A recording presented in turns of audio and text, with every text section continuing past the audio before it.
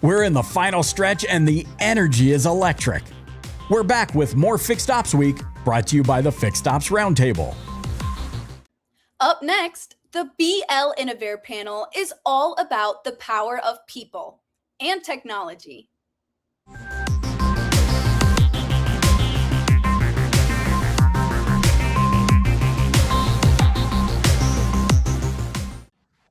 Welcome back to the Fixed Ops Roundtable. I'm Sarah Vantine here with Ted Ings. Today we have the BL Innovare panel, and Ted, exciting opportunities for the leaders in vehicle inspection systems. That's right, Sarah. Thank you so much. We're very grateful to Carol Kilner from BL Innovare for being with us today. Also, another very familiar face on the panel, Mike Weldon, is with us from Center for Performance Improvement. Mike, thank you for joining us. And Carol, you've got a retailer. I think you'd like to make the introduction of Robert to the Fixed Ops Roundtable family. Absolutely. Robert Czapski, he's from Great Lakes Hyundai. He's one of our recent customers we've onboarded with our Fastline Plus gear. We're excited to have him on board. I'm getting to meet him for the first time today. Dave, our product manager, has been out on site several times to see how the tech is working in their lane and helping them get started there. Well, Carol, Robert, welcome. Welcome, Robert. Yes. Carol, to kick things off for today, dealers have a much clearer understanding of the value of technology today, and we're seeing a broader adoption across the service lane. The challenge now, though, isn't recognizing the need. It's ensuring that these tools are consistently used in a way that delivers results day to day. I'm curious, where do you see the bigger challenge, choosing the right technology or actually executing on it? It's a good question there, Sarah. Actually, now I think it's more about the execution part. We see lots of dealers, they're adopting this technology, but the real challenge comes in the daily execution, making those good decisions and getting those consistent results. And a lot of times it's not the technology. The technology's working. It's identifying issues, flagging opportunities, providing the data. It's more the breakdown. Now, what do we do now that we have this data? I know Robert and his team out there, they've set themselves a goal. I think it's about 300 alignments a month. So they're trying to use this data that they have at hand to engage the customer and educate them about what kind of service opportunities exist out there. And I think, from Mike's perspective, this brings him in around the training, right? He's getting everybody up to speed and using the new technology and making it become that habit. Yes, and Robert, would love to get your perspective. So, in choosing BL Innovare and choosing this technology, what was really kind of the driver that prompted you, to get started?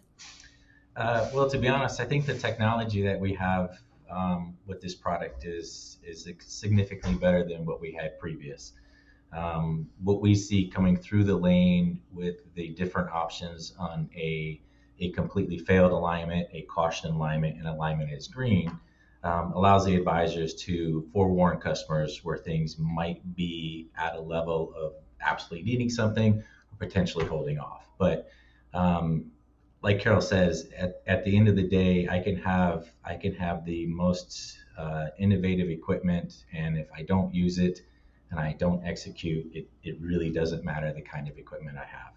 And so getting the advisors on board with the product that we have was seamless with how they were introduced to it. And even the technicians having the opportunity to view the board is done and researched every single day. We look at who's using it, who's recommending it, and trying to get X time to even cross over to the system has been successful for us. So executing the alignment, sending the ASRs when the alignment is needing. We have 2 screens set up that were set up for us that shows customers coming in. We have all the green, the yellow, and red, and it brings in a lot of attention from the customer to that screen, so everyone's talking about alignments. I love it. Super. Mike, you and I have had the opportunity to be in a lot of dealerships over many years, okay?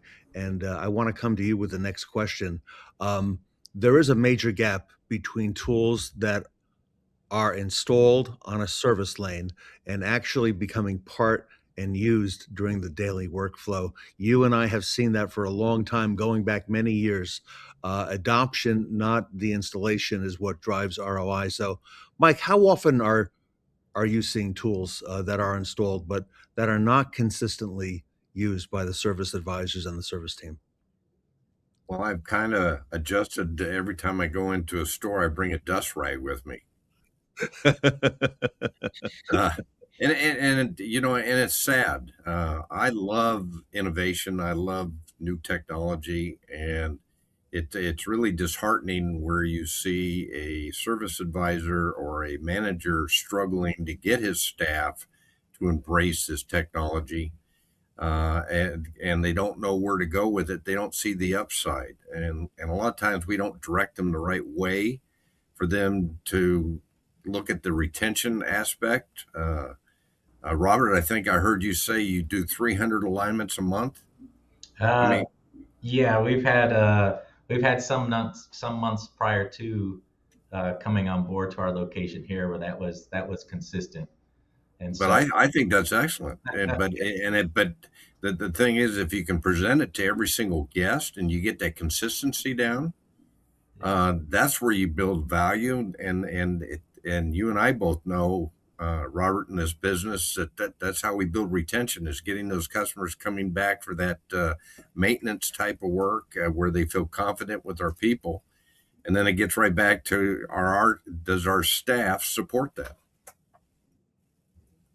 yeah, I think the biggest thing that we find is making sure everyone gets on board. But you know, as the industry changed and we got into doing MPIs and video MPIs and stuff like that, it's still the execution of that process. And so we find those that have the strength in execution, and those that are the whatever weakness they have, we try to take away that fear factor, if you will. Like, what makes them afraid of this technology? You know, why are they stuck doing one thing that they had done forever and still have complaints that they're not seeing the hours that they want to see?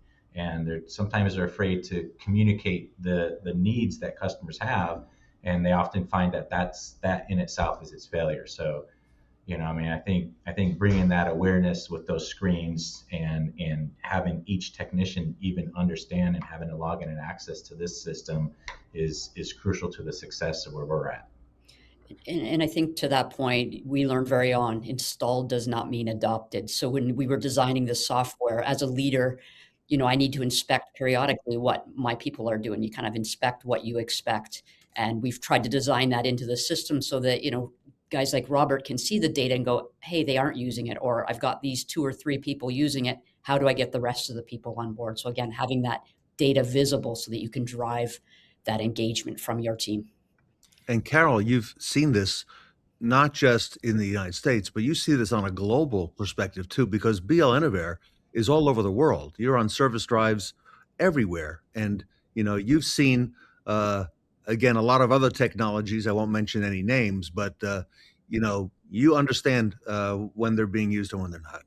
Absolutely. I mean, we're in, I think, 19 countries now. So we always get that little bit of a global perspective, and we try to take lessons learned from different areas to really develop a product that teams can engage with.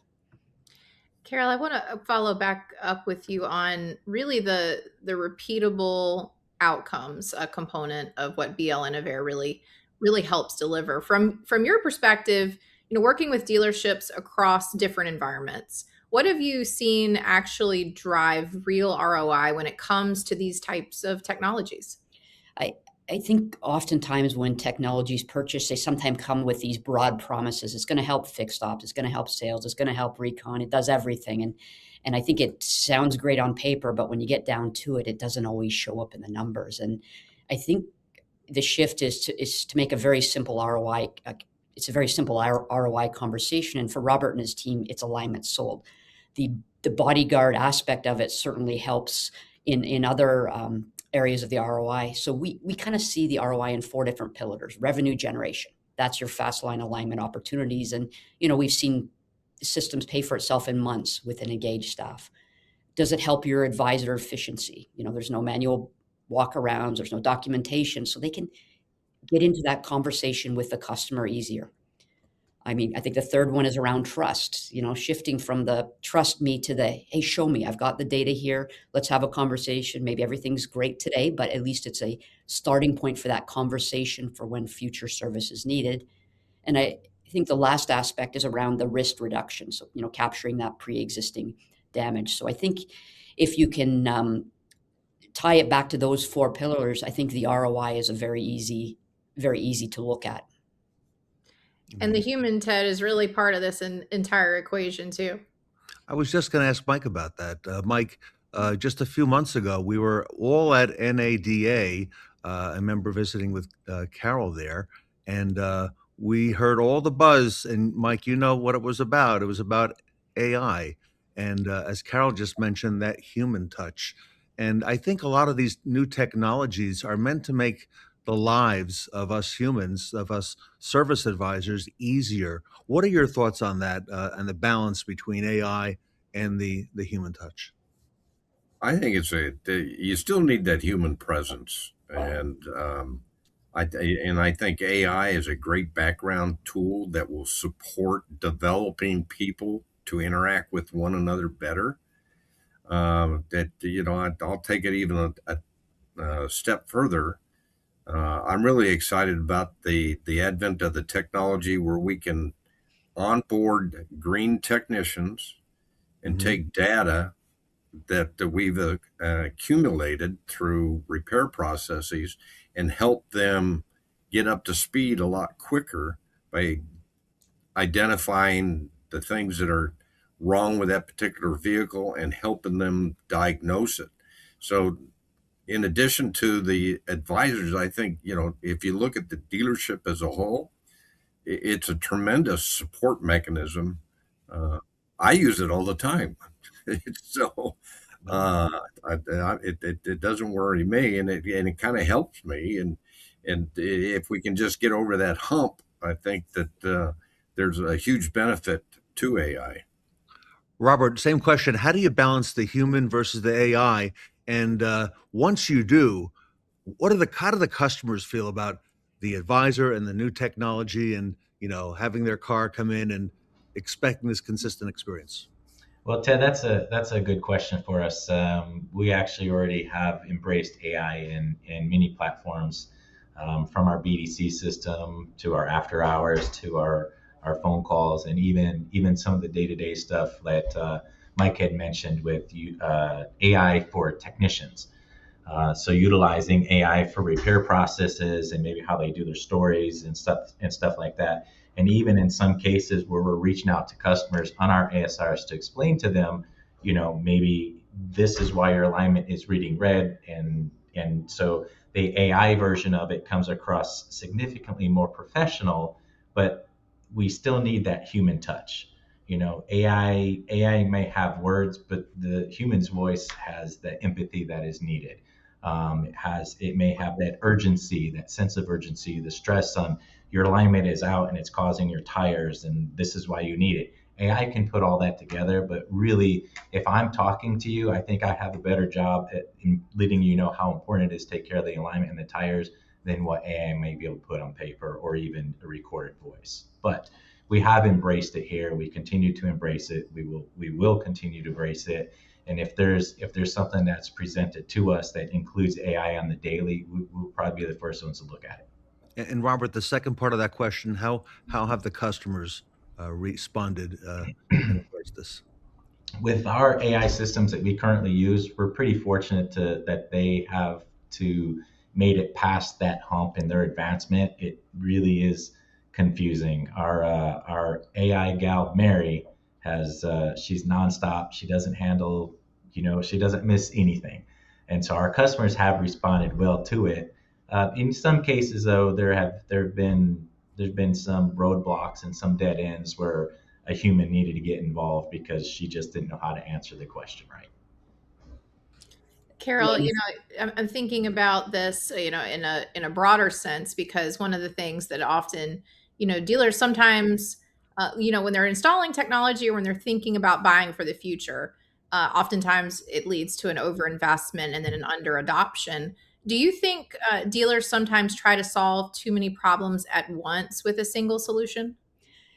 Yeah, I think that's sometimes a challenge there. You want to get something that does everything for you. It's like that Swiss Army knife approach to things, and sometimes you just need one or a tool that's going to handle those one or two tasks and do a really good job at that. Yeah. And Mike, I think you were about to say something.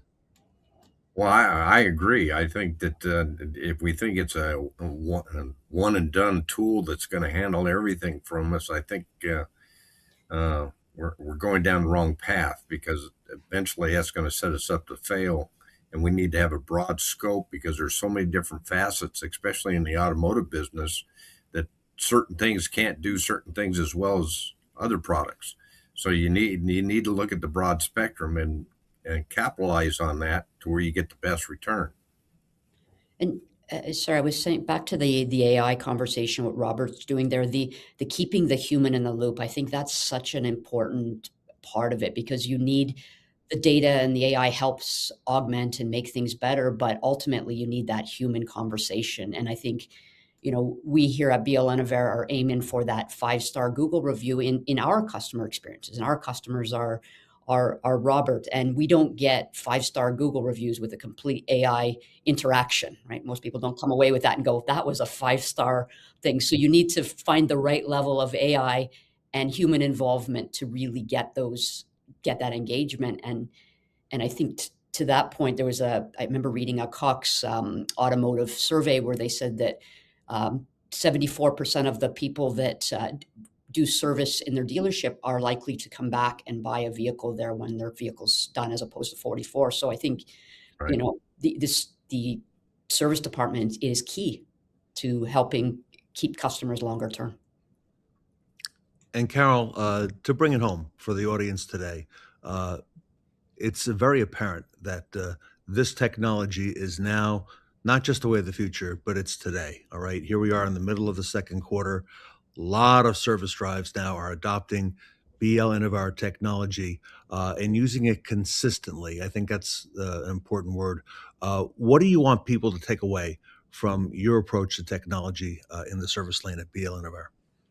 I think from my perspective, it's all about the right technologies, the features and the functionalities that you can take advantage of day one, day 365, day 1000. Like it's here today to help provide that value. And I know internally our engineers love to hear that we have cool tech, but the reality is, for me, the goal is I want people to walk away from our discussion and say, you know what, that tech makes sense for me today. So that's And kind of Robert, from your perspective? Well, I say that for us, the BL Innovare has been fantastic, and we talk about the utilization. Utilization comes with ease, right? So we, on day one, we pretty much got everybody logged into the website, and everyone knew how to use it. Everyone knew how to use it before even anybody came in to show us how to use it.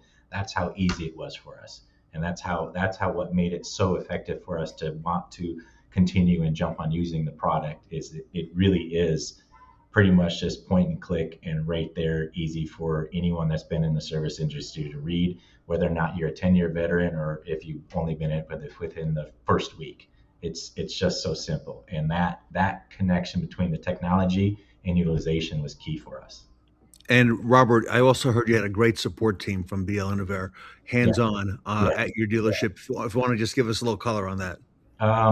Yeah, I mean, they took charge from even to where one of our TVs wasn't up to par with what needed to be done, and so they went out on their own to get a smart PC to get set up, because they wanted the display to work just as bad as I did. And sometimes there's red tape when it comes to IT, and so we just had to figure it out ourselves. But being here, running cars through in the shop with the technicians, they fed off my energy. I really have pushed this for the past 10 years with these alignments on the service lanes, and so they ran with it and got everybody on board and continued to check in. And when there's complications, they just took over as if, I mean, honestly, you would think that they were working for me. So, but yeah, so absolutely love the support. Continue to have the support. Continue to to come up with ideas that might make things better, working together. So, I mean, I love to be a part of that with the organization, and see that, like, whatever we may decide at this level may change somebody's future with how they use the product as well. Mike Weldon, you got the floor. You got the last word. Well, I need more Roberts. I mean, the guy's exciting to listen to. I mean, this is great. If we had more people adopt this technology and embrace it to help our people be more efficient, we'd be much further along. So, Robert, keep getting the word out there. Keep growing. But I'm excited about it. I think it's something that we've needed for a long time. It simplifies the job. A service advisor's job in a dealership is very complex. There's many things that they have to do and many places that they have to be at one time. And if we can simplify some of the steps that they're taking, I think that they're going to be so more efficient, and the job satisfaction is going to go up because we're presenting them information that they can use to get a positive return on their investment of time. So I just look forward to more development as we go along to see what more we can get done. Exciting time, Sarah. It is, Ted. There's so much happening in automotive, and BL Innovare is really the leader in vehicle inspection systems. Carol, for the audience, best way to learn more, blinnovare.com? Yeah, absolutely. Go to our website, reach out to me directly. I love to talk to customers, and I spend a lot of time doing demos. I do training as well, and I like to hear from the customers, and that's how we make our product better. You can see Carol's email scrolling at the bottom of the screen. She's also very active on social media. Again, also reach out on the web and learn more. And great success and a lot of fantastic results here in fixed operations at the Roundtable with BL Innovare. Want to thank Robert, want to thank Michael and Carol Kilner from BL Innovare for being with us today. Thank you for all you do for the industry. Thank you. Thank you. Everybody, the BL Innovare panel here with us today at the Fixed Ops Roundtable.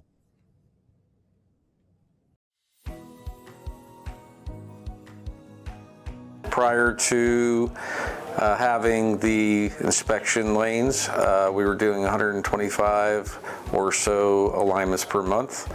We're approaching 400 alignments per month now. Quite a return on investment. Most of the time, customers don't even know that their alignment is out. So now we're able to catch it before they start to notice any severe, pull to the left or to the right. And we're able to pick up accurate measures of their tire tread, whether or not the alignment's good or bad. And so it just gives the customer kind of a wondering of, oh, I have no idea. Thank you for telling me. And then go ahead and tell them, it's a quick, easy process. If you'd like us, to get the alignment corrected, we can.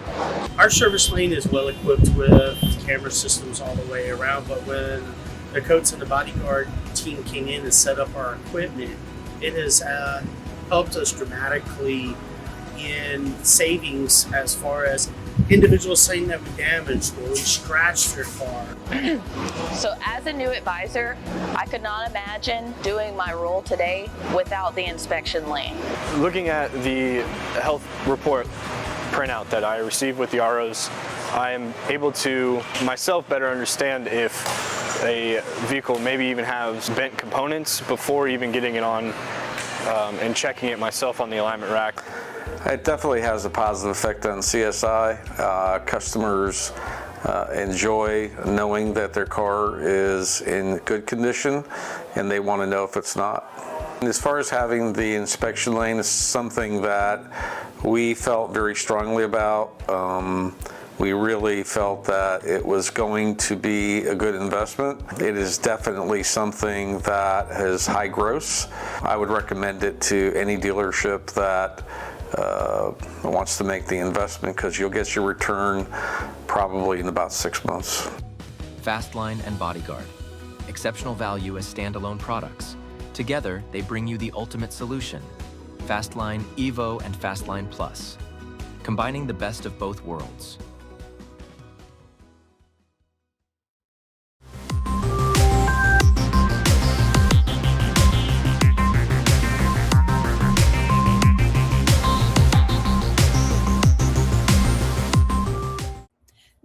blink or you'll miss it. Here's Dave Perry and Alissa Degreef from Blink AI.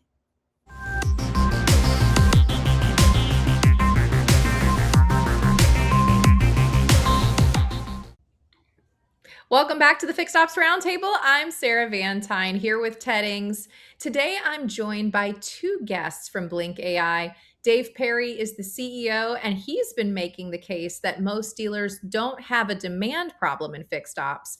They have an execution problem. We're going to dig into that. But first, joining him is Alissa Degreef, Blink AI's new VP of Marketing. Alissa comes to Blink AI from CarNow, where she spent years on the variable ops and dealer marketing side. So she's going to bring a perspective on how the AI conversation in fixed ops looks through a different lens. And Ted, I guess let's start with the big picture. I like it so much. Dave and Alissa, welcome, and welcome back to the Fixed Ops Roundtable. It's always great to be here with you, Ted and Sarah. Look forward to seeing you coming up in New Jersey too. So yeah, we'll be seeing you guys again soon. But thanks for having us on today. Yeah, thanks for having me. My first time, and I'm looking forward to it. All right. Well, let's get things started, everybody. And Dave, if it's okay, let me come to you with a question. Sarah and I have put a couple of these together with your folks' help as well. Most dealers think they have a demand problem in fixed ops. To follow up on that, why do you think that's actually an execution problem, Dave? Well, all you have to do is show up at a dealership and even on your way there, Ted, I mean, you see lots of places providing service, quick service, full service, brake service all along the way.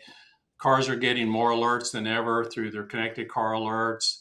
There's more deferred services or decline services that occur at the dealership. And so you've got all these signals that exist there. There's cars that need service. They're screaming for service, actually. And I think what's happened is there's been so many tools that have been used inside of dealerships that they get lots of signals and they all funnel somewhere, but then the execution doesn't happen on those. So the call you missed at 7:30 this morning before they started answering the phones, where did that customer go? It's like the famous Sherlock Holmes story about, the dogs that didn't bark being the clue, right? Well, these dogs are barking and they need attention. And so it's about building that system of action that Blink has really uniquely put together that takes all of these signals, regardless of where they're coming from, and drives the effort to bring those customers into the service bay. And that's the missing piece. Now, it's not just an automation thing or an AI thing. It involves the people inside the dealership as well, but it makes it clear what's that next action that we take to bring that customer in. There's plenty of demand. We just have to funnel it into the dealership. And Alissa, so it sounds like what Dave is describing, dealers don't actually have a demand problem. Mm-hmm. Right.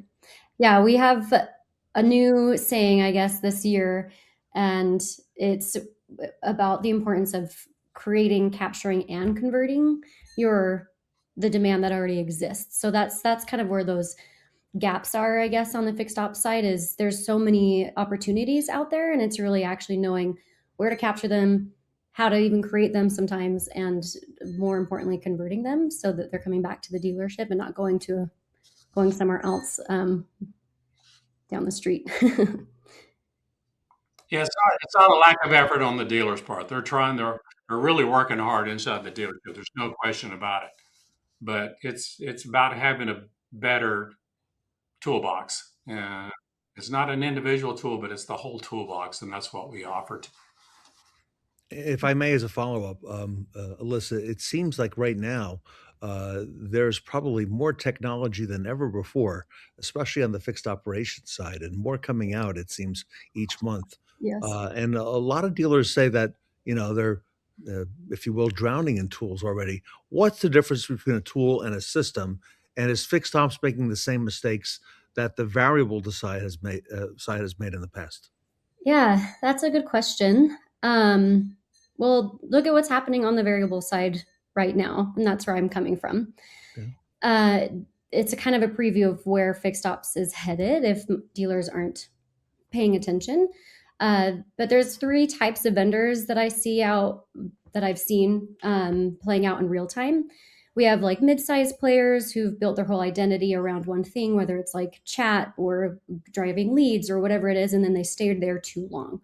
And so now they're scrambling to catch up with the AI game, and they're sometimes dealers might feel like they're so behind that these mid-sized companies are desperately trying to catch up to what a lot of the smaller companies are already doing and planned for accordingly. Then there's big legacy platforms that grew by acquiring and bolting things together, and dealers feel when you bolt something together, you can feel that seam, and that's something that takes a long time to actually thin out and be seamless. And then there's other groups that are smaller and smarter companies that started more niche, but were intentional about how they expanded. And some partnered really well and added something solid, and others just built fast and right from the start.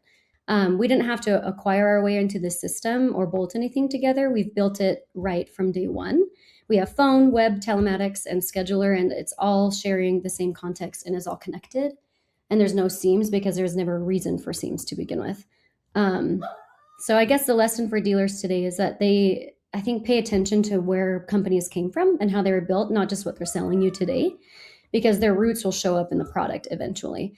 And so I think Fixed Ops is at a similar crossroads where dealers need to pick a vendor that's not just a flashy demo. They actually need to vet the dealers by asking themselves how well does this actually connect to everything else that they're already working in, or they might find themselves in a similar mess that the Varial Ops side is dealing with right now and still trying to clean up. Dave, I want to pose something to you because, in the conversation that Ted and I, continue to have across the industry, dealers are looking for solutions. They're thinking about different strategies, but I want to kind of pose a devil's advocate question to you. Okay. Couldn't a dealer solve most of this just by hiring better people and holding managers more accountable? Why does AI have to be a part of the answer? Well, it's always great to have great people, right? You can always do more things, but having great people with great systems, that's really the key, Sarah. And but just throwing more people at any sort of a problem like that, particularly when it's a scaling problem, that's really what this is. This is a scaling issue for dealerships. And so just throwing more people at it makes the system actually work less well.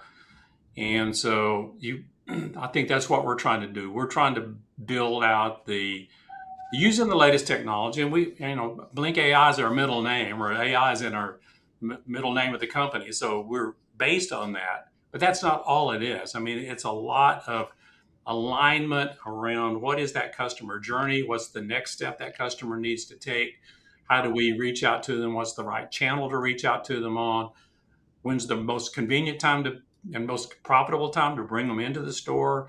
So it's like filling airline seats in many ways. It's, you got to fill up the plane, but then you got to get the right customers in at the right time to do the work that they need performed. And it's about, maximizing the value to the dealership, but it's even more importantly valuable to the customer that's now trying to engage with that dealership through the life cycle ownership of that vehicle, because that's really what you want to do. You want to sell them, of course, service throughout the life of the vehicle, but you want to sell them that next car too. You want to be the first in line to do that. And that's where you need systems like Blink AI to be able to help those humans that are clearly in the loop do their job most effectively. Dave, I'm thinking back last summer, you and I spent some time in Texas in dealership, and we were talking. It was my first real conversation about telematics, and that has been seen as a potential game changer in our industry, as you know, for years. Why hasn't it not fully yet delivered yet for the industry, and what do you think has actually been missing up until this point? Sure, yeah, and there's both some shared, responsibility for that, Ted. And I think that, from the OEM's perspective, they looked at telematics as a way to really understand what's going on in the vehicle and to be able to, build better cars at the end of the day, higher quality cars. They can look at, failure of components and things like that. So there's in-car things that never see the outside of the OEM that perform extremely well. So it's been marvelously architectured. It works extremely well, except for that last mile. Now the car's alerting. Sarah's car needs something. It needs, there's issue with brakes or cooling or transmission or engine, or maybe it's a maintenance item. Now you got the alert. What happens next? And so now, and these are in volume. You talk again about a scaling problem. These alerts will come in the thousands. So somebody's got to actually sort through these alerts, figure out, which have meaning, which don't have so much meaning, which ones are urgent, which are not urgent, which that you can match up. Because when you get the alert, it's just the VIN number for the most part. Now you got to match that VIN number with who owns that vehicle. So there's a lot of work that has to be done in order to not only do the matching and the notifications, but now the capture of that customer inside the dealership. And that's the part that we really focused a lot of energy on leading up and to when you came last summer now. So for more than a year, we've been selling Telematica quite successfully across lots of different brands of vehicles, and it absolutely is a game changer when you're using it and when you're driving those customers in. And the customers love it, the dealership loves it, and it's a money maker for both the OEM and the dealership. It's a marvelous product. Mm-hmm. Such exciting opportunities ahead for dealerships. And I want to come back, Alissa, to something that you mentioned, at the beginning, which was you've talked a little bit about your experience on the variable side, but I'm curious because you've worked with large dealer groups, and how is the enterprise conversation about AI different than what individual rooftops are asking for? Also a good question. I think they're very different, but still rooted in the same thing when it comes down to it. I think a single store operator is dealing with a lot more fires. They're front of the line people. So when they're evaluating AI or products, the bar is pretty simple. Does it help my team? Can I set it and let it run? And is the price fair? And they're not wrong. That's just the reality of running a store. But very often, a shiny AI tool that's affordable, that doesn't create more work for them, is all they really need.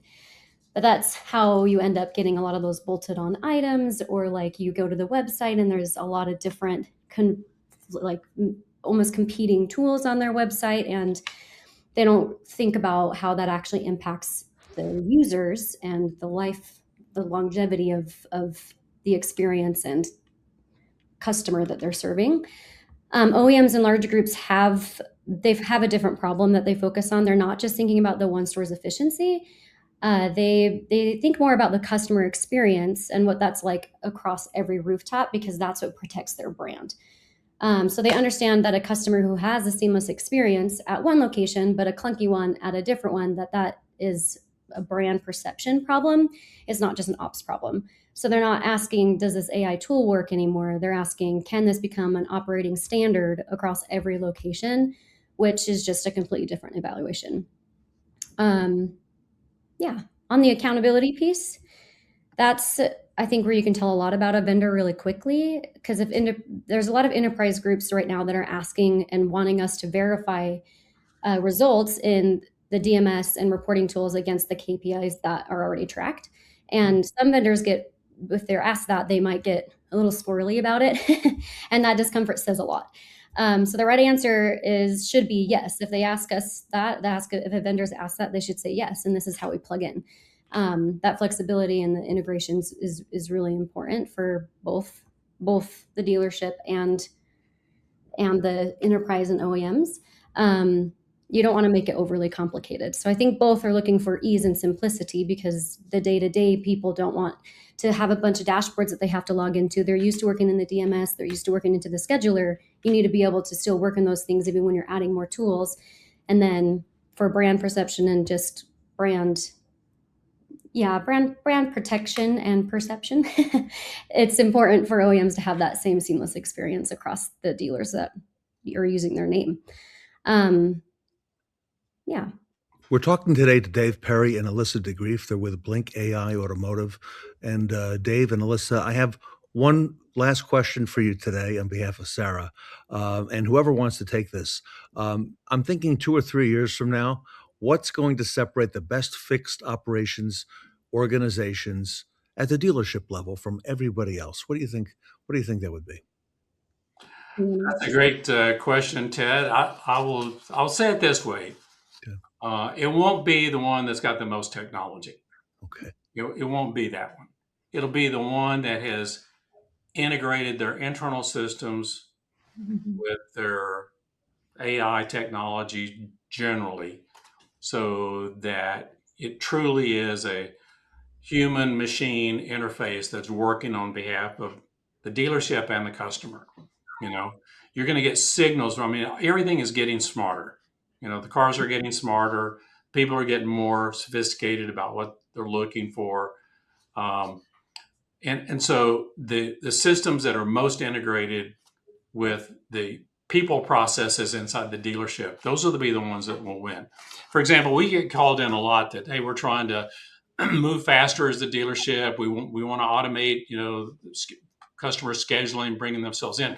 But then they'll have rules about certain things, such as loaner cars.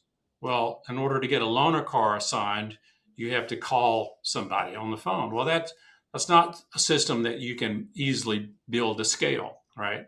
So you've got to create, ways to deal with that and say, well, we'll create a separate, little inventory of cars. And then once they're given away, you can't schedule any more that day. You got to go the next day. We can automate all those things, but the dealer has to be willing to let go of some of those things that have been people controlling them for quite some time. And they'll see the benefits, and their customers will see the benefits, I guarantee you. Sarah, great time to be in fixed operations, and Blink AI is making fantastic strides with a lot of our dealers. Incredible information from both Dave and Alissa today. If you want to find out more, the website below, blinkai.com, is the best way to get started. Dave and Alissa, thank you both for being part of this panel with us today. Thanks for having us. Yeah, thanks for having us on. We enjoy it and look forward to seeing you guys again soon. Dave, we're going to see you very soon. And Alissa, great to meet you. Congratulations. And Dave Perry and Alissa Degreef with Blink AI. You can reach them on the web at blinkai.com. Here today at the Fixed Ops Roundtable. Welcome back to the Fixed Ops Roundtable. We are here at NADA 2026 in Las Vegas. I'm Katrina Ness, joined by Vanessa Collins, and we are here with a longtime friend of the Roundtable, Dave Perry, CEO of Blink AI. Thank you so much for joining us today. Oh, it's great to be here, and especially great to see both of you coming. Yes. Oh my gosh. Yes. Oh my gosh. So tell us, what is Blink AI up to, and what are your initiatives here at NADA? Well, this is a huge show for us this year, Vanessa. Yeah. We have announced 2 brand new products. We've announced 4 new partnerships. Wow. The show's blowing up for us. We've got mobile servicing that we've added. We've created a product we call Engagement Hub, and it's to basically engage with that customer through all media, with an appointment for a booking of a service appointment, following up with customer engagement. We've got a full boat. That's amazing. And for those that don't know, kind of dive into what you guys do here at Blink AI for the industry. Yeah, absolutely. We're a customer engagement platform for fixed ops. That's why we love Ted Ings and the Roundtable. We're very engaged with that. But what we do is we use AI to engage with customers through any channels: text, voice, email, now telematic alerts. Excuse me. And what we do is we basically drive business into the dealership in mass volumes, and we create happy customers and packed dealerships. That's essentially what we do. Yeah. Absolutely. So crucial to actually get the customers into the dealership. So that's great that's kind of the pain point that you do solve. And so we've been hearing a lot of buzz and just positive feedback about Blink AI, and it seems like you're truly making strides in this industry. And it is still, the beginning of 2026. We have the whole year ahead. What are you looking forward to?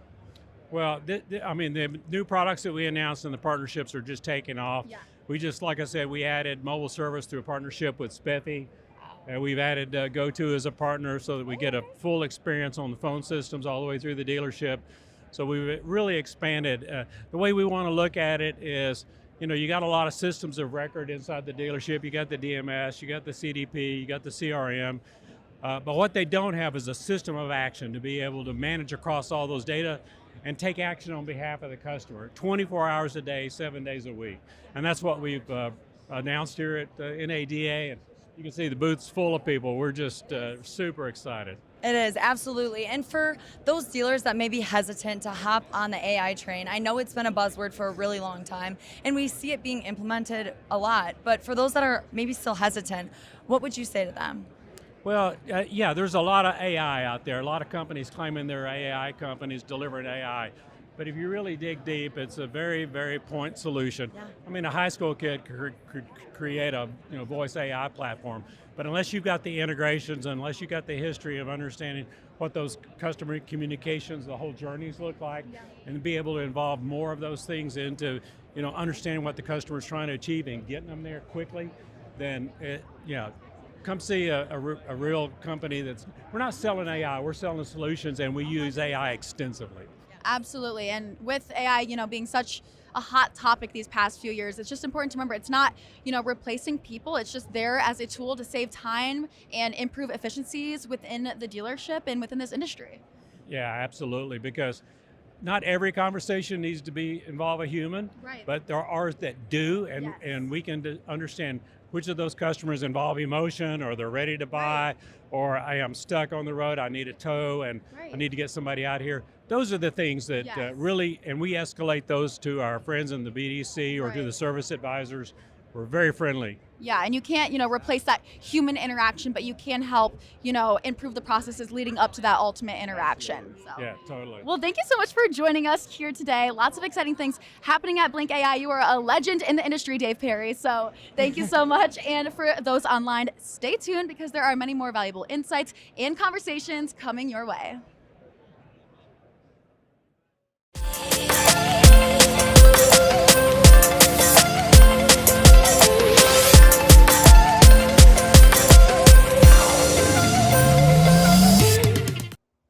Let's welcome our next speakers from KarKey USA.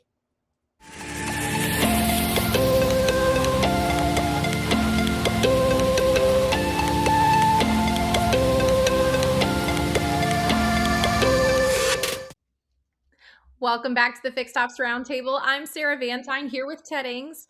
Today we have the KarKey panel, and our guest today, Wade Hillburn, President, and Dennis Loux, COO of KarKey USA, are with us, Ted, and we have an exciting topic for our audience today. Sarah, thank you so much. Very exciting.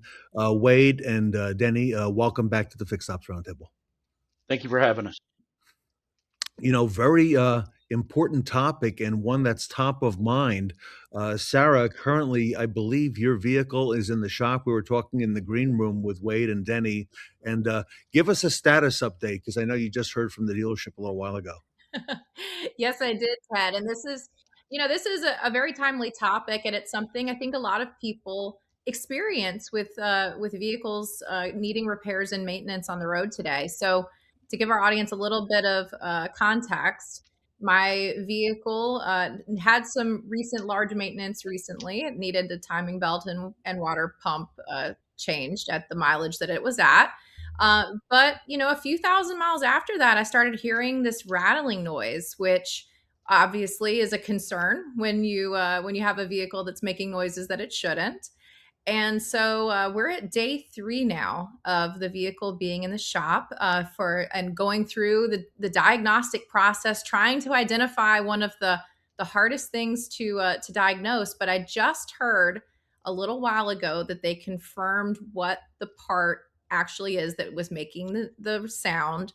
And I'll need to have part of the compressor fan and some of these other components replaced.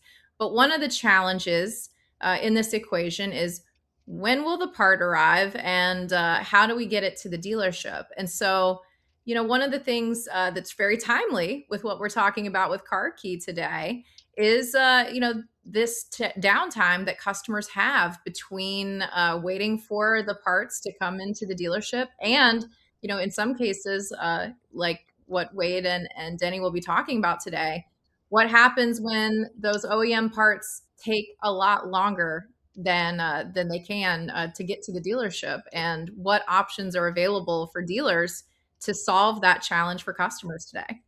This is real world stuff. Wade, does any of this sound familiar? And if so, tell us a little bit about what KarKey does. It sounds incredibly familiar.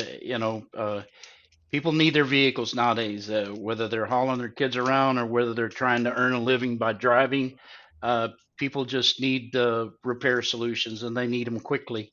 So we understand that. And so KarKey was designed specifically to service a professional repairer with an IT solution by allowing them to order in the same configurations that they're normally used to by OE number and VIN, but tap into the recycling parts world that in the past may or may not have been considered a supply source. But with the invention of KarKey and some of the things that it does that are unique, it allows them to access significantly more products and more parts. And by using our fulfillment team with an enhanced QC process, we're able to deliver much more timely, higher quality part, hopefully getting folks like Sarah out of the dealership, out of the service bay, and back on the road. Well, and this is incredibly exciting. One of the things that I don't think a lot of our dealers that are listening today, Ted, and Denny, would love to get you and Wade's perspective on this, but the annual revenue in what we're calling recycled parts, and dealers that are listening today, what is the annual revenue typically in recycled parts? So recycling represents about 32 billion in annual revenue, and that's everything from scrap to full service and self-service part sales. So it's quite sizable, and they do it relatively inefficiently in the sense that they've been restricted by a part numbering system that typically only allows them to see and sell assemblies rather than dig deeper into their asset and service customers with a higher variety of products that they may not have been able to access in the past. Sarah, I'm just curious, what year is your Honda? Well, it's a 2019. It served me well for a number of years. We put a lot of mileage on it. But it's at the point in its life, Ted, as many of our audience members today, people are holding on to their vehicles for longer. This is probably the longest that I've ever held on to a vehicle in the life cycle that I've been in retail automotive and beyond. But here we are at 100,000 plus miles, and I need some parts. Wade and Denny, I see that the average age of a vehicle on the road today is approaching 13 years, I think 12.8 or 12.9. Last time I looked, it's going up. There's no question about it. New car prices and new vehicle prices are going up. Wade, what's the inhibitor for accessing these recycled parts in terms of getting access to them? It's the legacy system that's always been out there, right? The part numbering system, the inefficiencies in yard management systems, and just the overall knowledge of, say, the people or the sales folks on the phone, right? Most of these individuals have been around for quite some time, and the cars got much more sophisticated, and so the variants in the part types have dramatically changed, and a lot of times not keeping up or just simply pigeonholing yourself into a place where you just service the things you want to sell rather than what the customer actually wants. And so KarKey basically opens that box up, and we call it a mobile warehouse where the consumer can access all part types, right? Now, not all parts lend themselves to be recycled and put back on the vehicle, but a significant amount of them are ready to go. They're going to perform, no diminished performance, and the customer is going to be down the road and feel very safe and confident in what they're doing. Denny, as a follow-up, it would seem that there are probably an awful lot of Sarahs or customers like Sarah out there who are inconvenienced waiting for parts like this. This seems like a very, very smart idea. Yeah, it's when you hear the stories of what the end customer's going through, and you know, talking to the professionals in the repair lanes and the parts guys and stuff, there is a lot of frustration at times when they've got that part that they can't get the guy or the individual back on the road, and they want options. And we've definitely, with the software, developed an option to be able to go out there across the network and look at other things that, the mobile warehouses that Wade talks about. There's probably 10 to 12 million VINs a year going through the recycling network.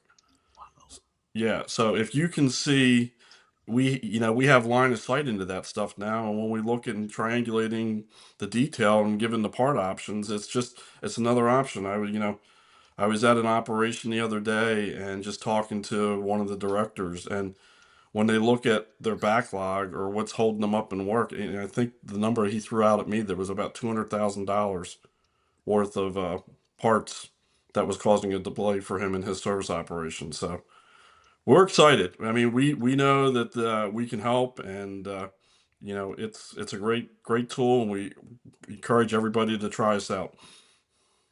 Well, and Wade, to go back a step, so for our audience listening today and our dealers that are thinking about this in their strategy, what does the warranty, look like on these parts? And then, just curious, when you're talking with dealerships about some of these strategies, what are some of the potential impacts that you're seeing out in the field with implementing this? Well, when you think about warranty, right? If we get operational sameness, we want to be to the professional repair. We want to have something that looks very, very similar to what they're used to from their professional part suppliers, right? So we give it an OE similar style warranty, right? So it's less confusion for them when they're either quoting it to the customer and they don't have to say, hey, on this repair ticket, you got 10 parts that carry this warranty and one part that carries this warranty. So we just made it across the board something that they were familiar with, and so we could keep operational sameness. I like all that. It seems extremely timely. Sarah, what is the part, by the way, or do you know that? What the warranty? I don't have my repair order or the recommendation handy. I'll have to go back and look, but this is this is definitely something I think I'll have to bring up with the folks working on my vehicle, because again, this this is the reality, Ted. There's a lot of repair orders that are open across dealerships, and there's a lot of people that have have to wait on parts that they could otherwise be finding with KarKey and then putting into their vehicles like this. Wade, remind me again. Tell us approximately how many vehicles go through the recycling network. What does that look like? There's about 12 million. Wow. And we say the inventory is like a river. It's constantly changing and it's constantly moving through. And the recycle part can be 2026 or 1998. So the recycling industry truly is the only industry that can actually run alpha to omega in the sense of a potential offering. It's amazing nowadays when we're looking at the sophistication of the car. And used to, we would think that a total loss event would happen if you had an accident. But we're getting into some scenarios, even with later model vehicles, that you could potentially have a mechanical total loss just simply because you couldn't access a part to actually perform the repair. And so, by thinking of the customer and the level of sophistication that's at the car and accessing a new part source to help keep those customers on the road, we're finding that customers, when they wake up every day and say, hey, I turned the key, the light came on, they're picking up the phone and they're calling the dealer. And most people are scared to death because the car is probably one of their largest assets that they know the least amount about. So they're scared straight off the bat, and they come in and they're looking for a solution. And most of the time, the professional repair is where they need to be. But if you don't have a part at a price they can afford, or you don't have a part in general, you're just simply turning that customer away and pushing them out into the world to fend for themselves, and that's what scares consumers. A follow-up, if I can, Denny and Wade. So, I'm thinking also about our pre-owned directors and pre-owned managers that are out there thinking about their pre-owned inventory. There's a lot of challenges right now in the used car market with sourcing vehicles, with getting, frontline ready inventory that they can have, at the right price point to entice, customers to purchase or to trade their vehicle in. And in some cases, Wade, I'm thinking about, the value, how important it is when you're evaluating these trade-ins that are coming in into the service lane.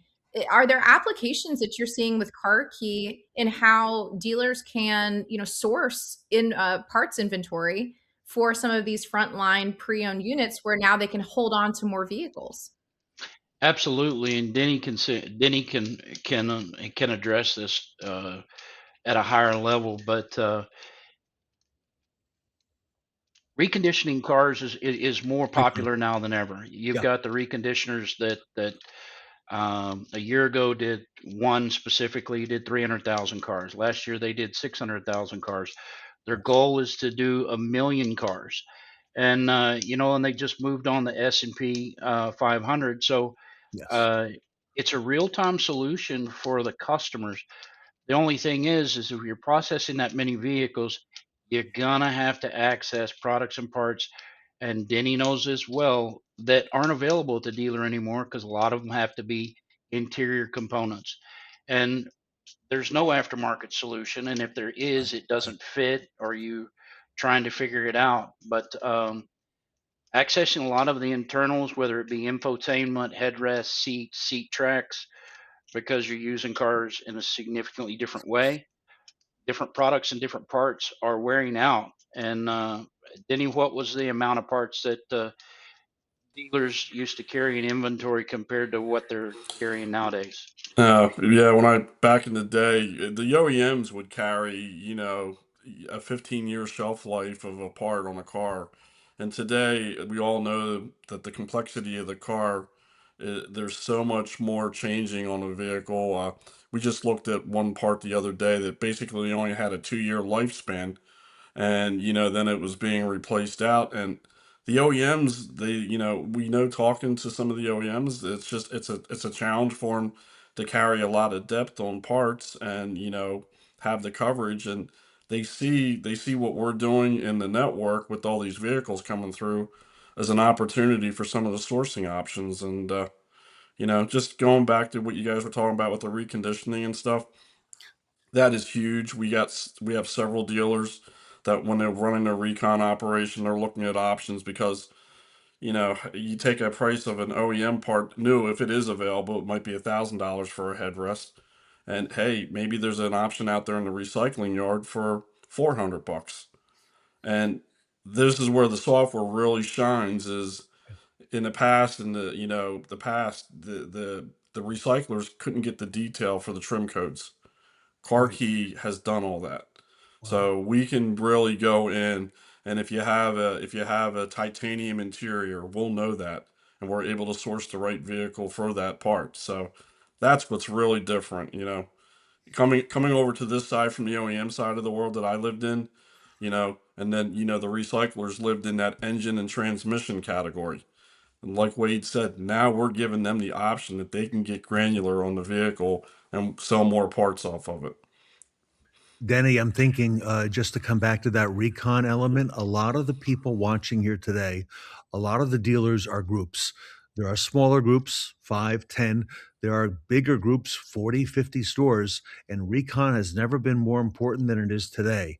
And the speed to front line has never been as top of mind as it is right now, to get that and reduce that as much as possible. So a lot of these reconditioning operations, it really hones in on getting the parts, getting the availability, and getting that vehicle to front line. And Denny, I see this as being top of mind, okay, for those big groups and small groups alike. It's part of the recon process, and you've got a resource that's available right now for them.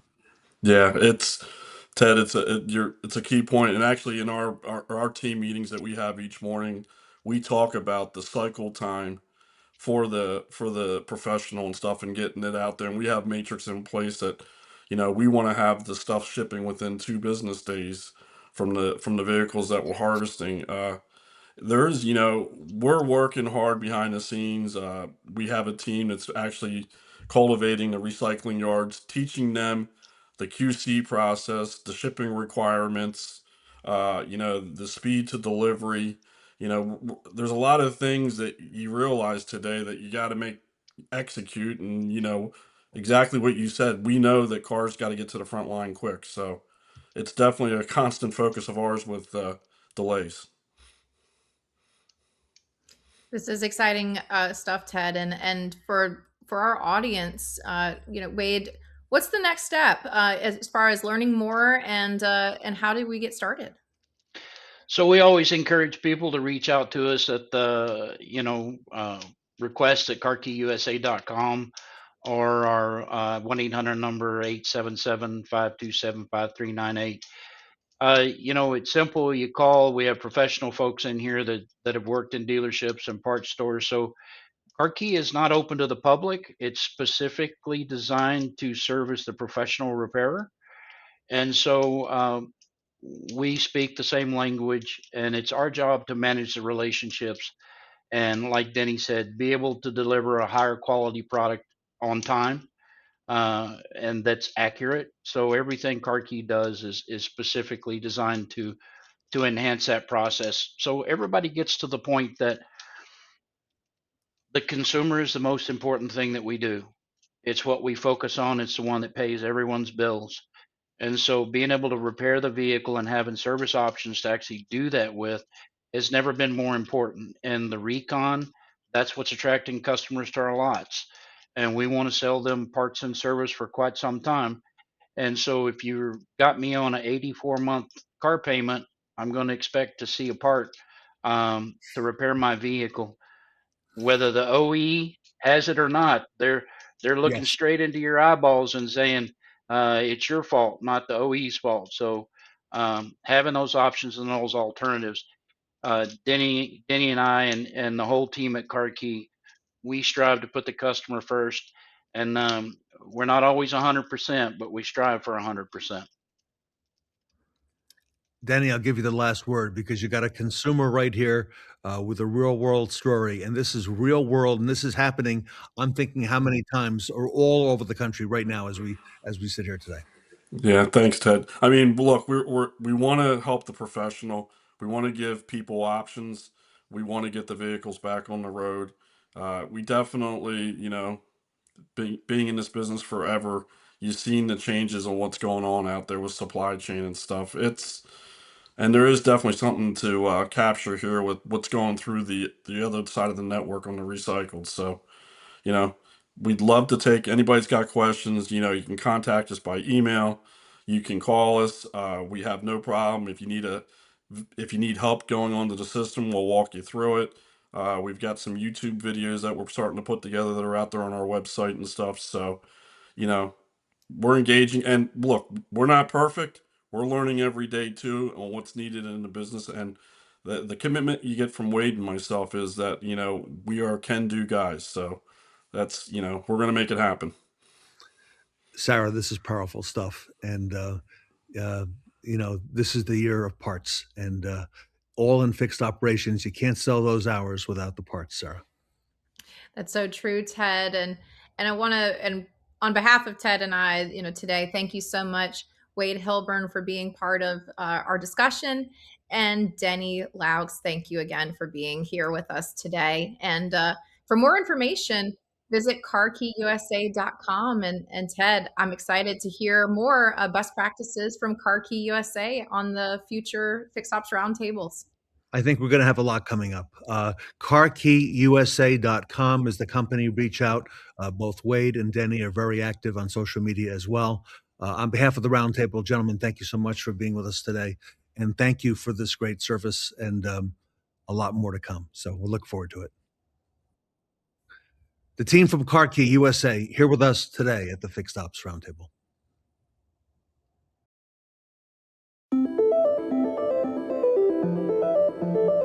Announcing KarKey, an industry-exclusive e-commerce website. KarKey puts a vast inventory of OEM experience parts at your fingertips 24/7. Only automotive professionals who work at OEM dealerships, franchises, and independent repair facilities have digital self-serve access to these affordable and high-quality parts. KarKey helps you locate OEM experience parts quickly to get your customers back on the road fast. Plus, the KarKey site couldn't be more intuitive or easy to use.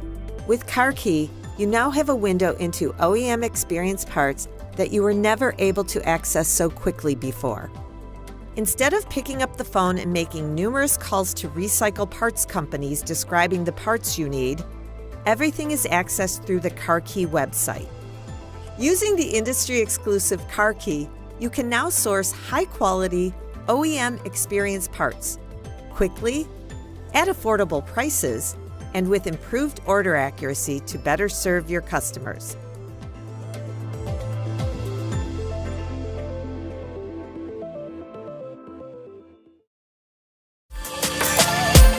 One last push to the finish line. Welcome back to Fixed Ops Week for our grand finale with the Fixed Ops Roundtable. Fly like an eagle with Skaivision at the Warman Automotive Group.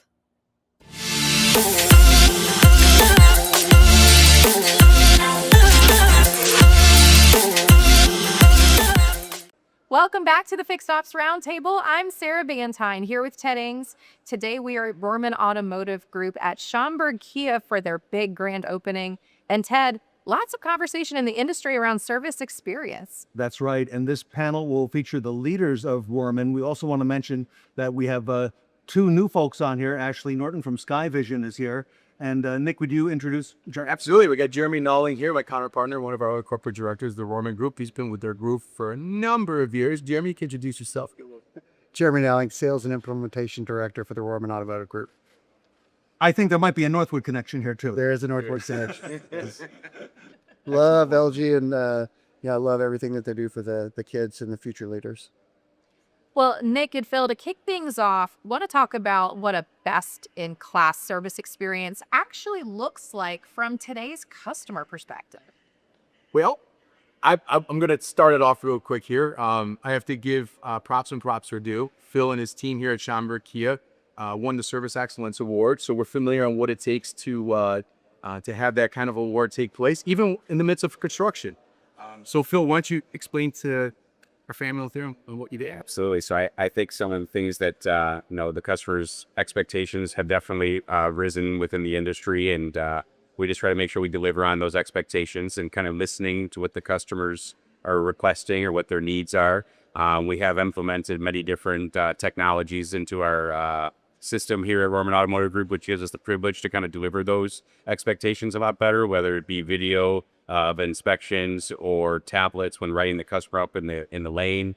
All those things just kind of give us advancements. The customer wants to be followed up with and communicated, so we try to ask what form of communication they'd like to be spoken to best, and just following up with them even after the visit, making sure the car is washed and vacuumed and double checking everything, quality control. And then a few days down the line, we'll follow back up with that customer and give them a phone call just to see how everything's been running or how everything's been running good for them. If not, we try to we get them back in if something's going on, or obviously just making them feel like it's not just the transaction that's important to us. It's also building that lifetime relationship and just following back up with them and making sure everything's running well.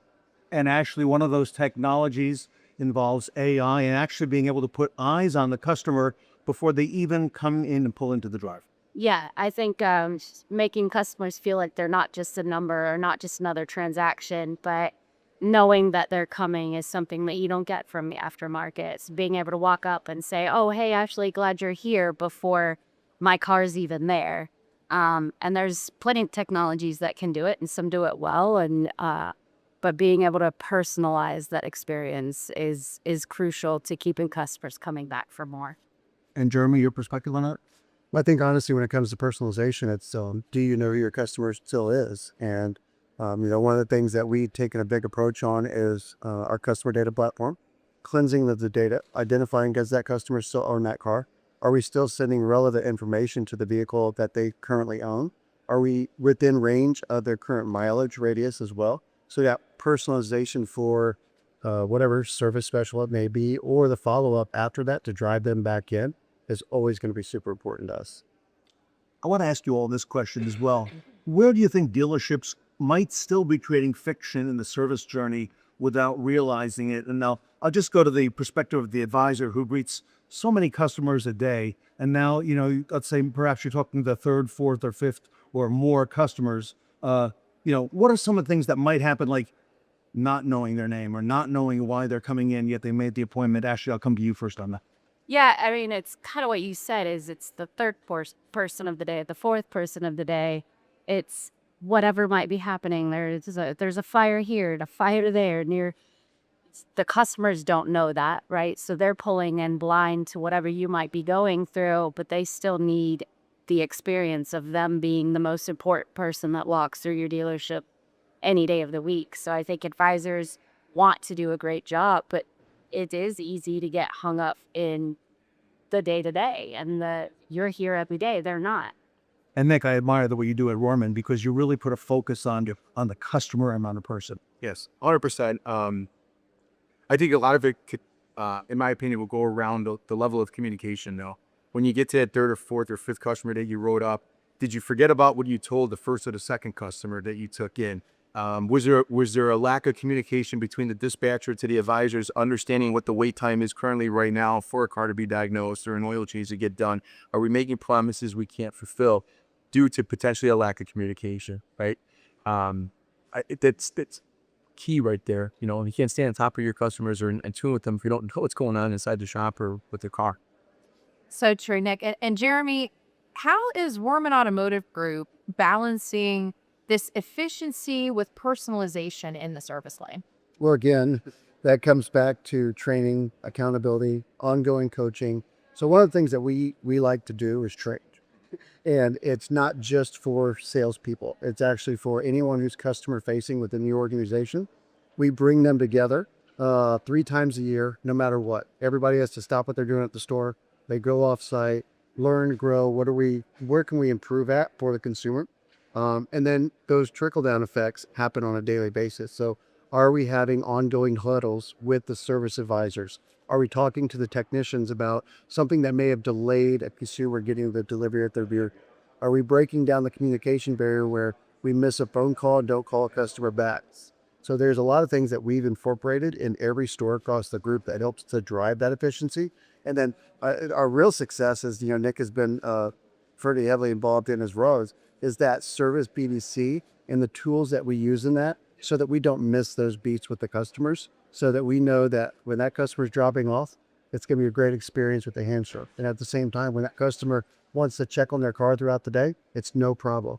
And at the time that they're taking delivery of their vehicle at the end of the day, that service advisor is available, giving them that same handshake as they're going out so that we can, again, earn that customer back the next time. And one thing I've noticed about Rohrman through years is you guys really do embrace the technologies that help make the jobs easier, from the advisors to the BDC to the technicians, and you're staying ahead of any new technology. That's correct. Giving it a chance, right? Even if it's not there yet, you guys are always willing to open up and give it a chance to make it work. They give it to me. Let me see if I can break it. If I can break it, it's not a right fit. It's cross. Yeah, exactly. And that's what we'll continue to do. I mean, who does something like we just did? Like, we just launched a $50 oil change to be competitive against all of the independents that are out there in the market. Why? Because we know that we can handle the workflow of all of those extra service customers that we can earn back and then continue to drive an efficient shop.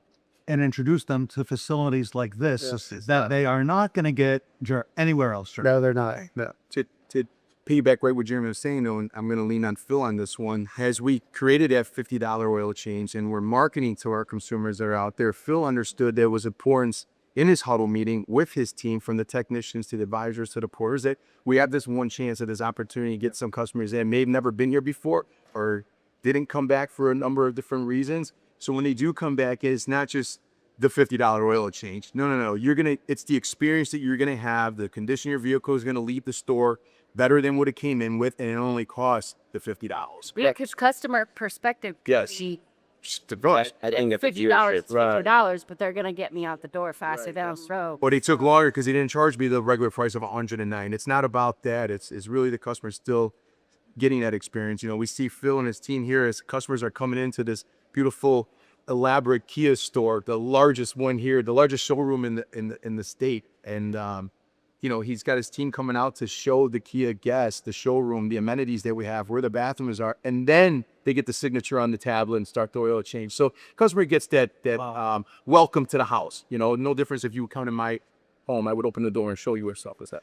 We'll give you the last word. Yeah, absolutely. I think it makes it easy to deliver the experience to the customer with the $50 oil change, because they still get the same value. You're still getting factory trained technicians. You're getting factory filter, factory oil. Nothing is getting shorted. You're getting a great experience, and you're getting it for a lot less than you would get at a competitor. So it kind of gives you no reason to go somewhere else other than the dealership. So it's nice to have that within the Roman Automotive Group. Gives us the privilege to help more customers and develop those relationships. Yes. Sarah, it's really the experience that separates Rohrman from the rest.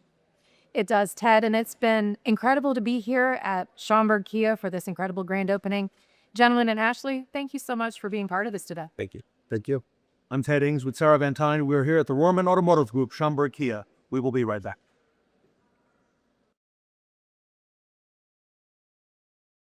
Skaivision is a smart space application that modernizes employee and customer experience by turning a dealership camera network into a team of assistants. Powered by computer vision AI, the application assists 24/7, requiring no data input nor software tasks. How? Step 1.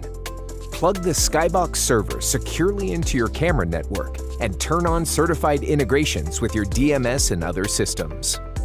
Step 2. Use one entry camera to capture vehicles as they pull into the property or service lane. The first use case is a powerful enhancement to service vehicle acquisition using a simple camera-to-text process as follows. Set your target vehicle filters and choose your custom pricing strategy by model.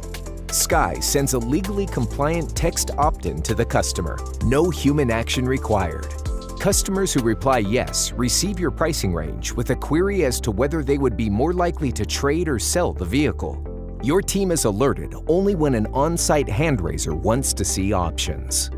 The app has a customizable AI workflow to assist the conversation until a team member takes over.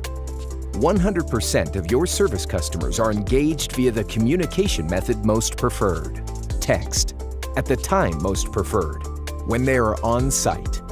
On average, stores realize an over 10% lift in acquisitions with simple insight into each group of customers. Engaged, awaiting information, ghosted, and transacted. Step 3. Map your express service flow with camera placements at entry, lane, staging, rack, wash, and delivery.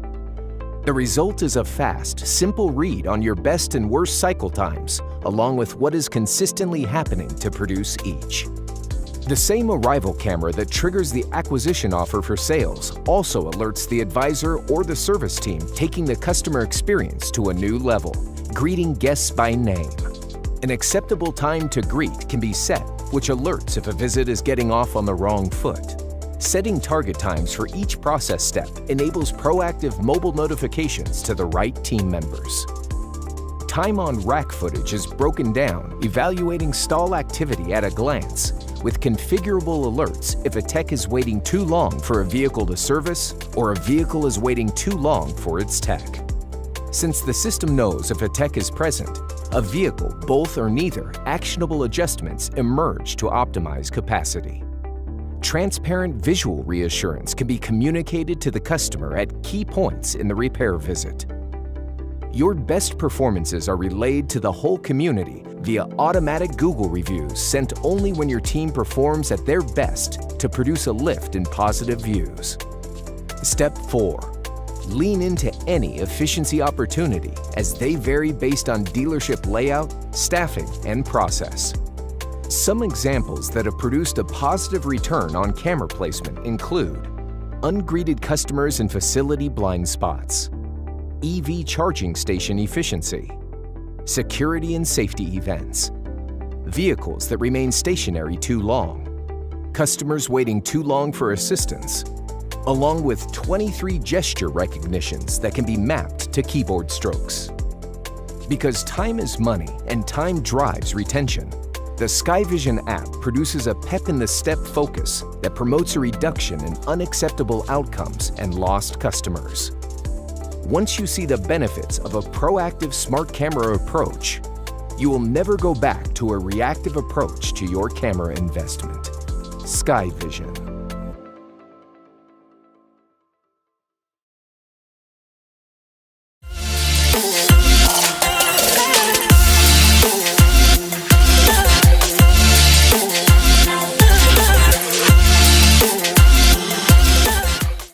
Feel the Inferno with Joel Furno from Citrin.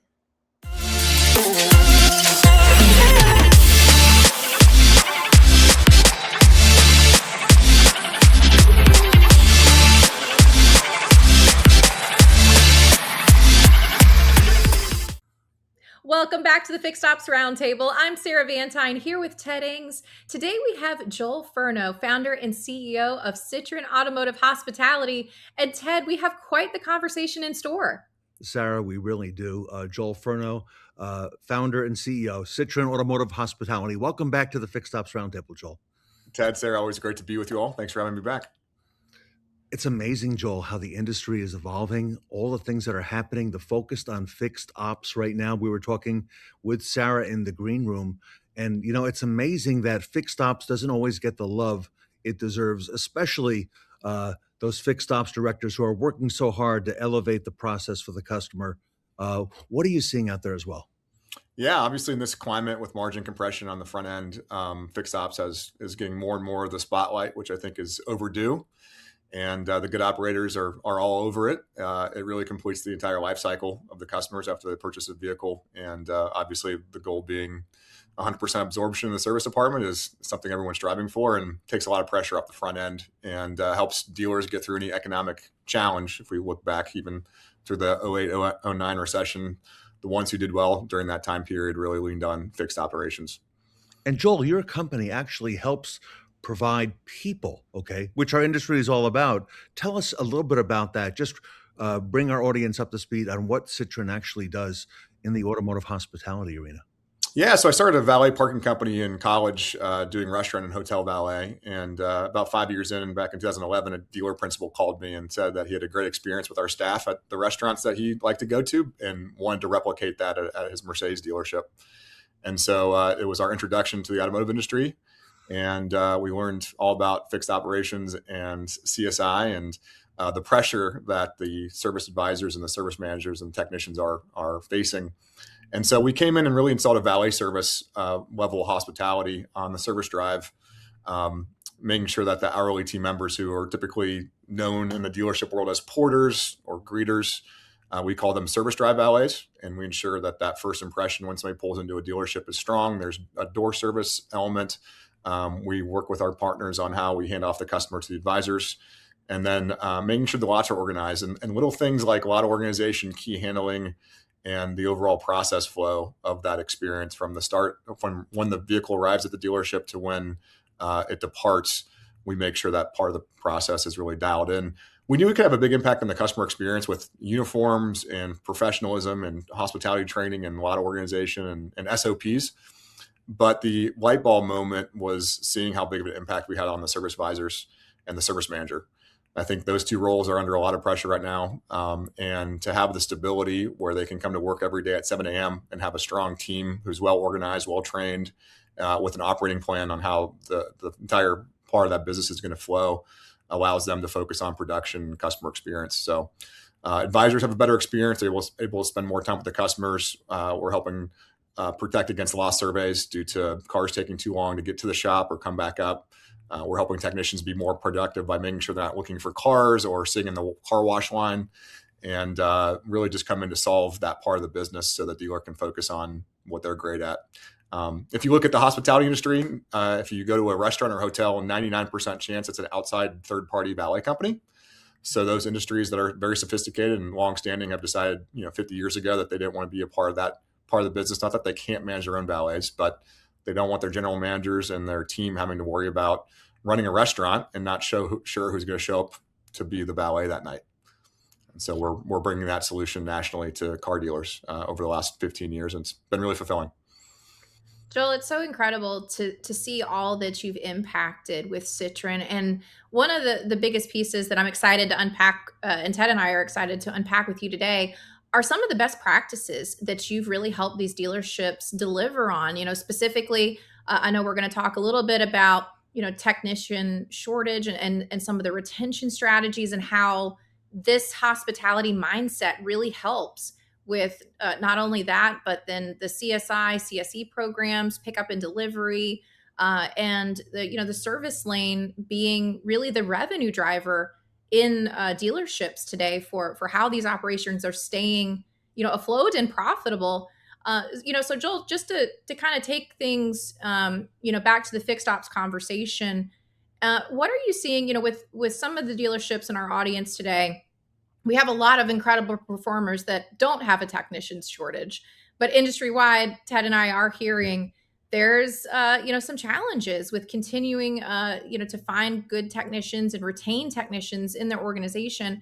How much of that strain is actually being felt in some of the elements that you are seeing with communication breakdowns and, disjointed check-in processes and, some of that friction that can happen in those experiences where dealerships are trying to, not add as much staff or minimize some of those expenses?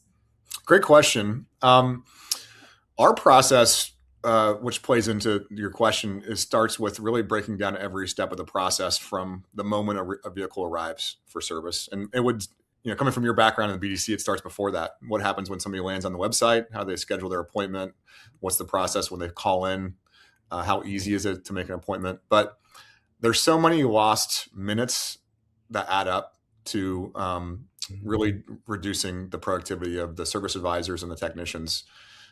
So our process starts, which I'd recommend every service director doing, is just taking time, even for 15 minutes a day, take 15 minutes out and start to document the process flow.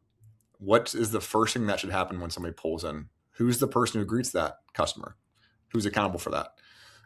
Do you want your service advisors to walk out and receive the customer after they're arriving, or do you want the valet to walk the customer into the person's desk? Do you want your greeters and valets to do the damage inspection to make sure it's done consistently and to take that load off the service advisor, or do you want the service advisor to come out and make that part of their initial conversation with the guest? And so all those little micro opportunities are ones that if there's not a process documented in a standard operating procedure manual for each role in the dealership, then there's going to be processes that break down, and it's going to lead to an extra 5 or 10 minutes per technician at $220 effective labor rate is $20 per RO if they're looking for a car in a parking lot. I don't know how many dealers we have that have their technicians running the car through the car wash. It doesn't sound like a big deal on paper, but if they're in line, or even if they're not, it's 5 or 10 or 15 minutes away from their bay. We see some operators investing in parts runners to bring parts to the lift to make sure that the technician doesn't have to go wait in the window to get the parts that they need for their vehicle.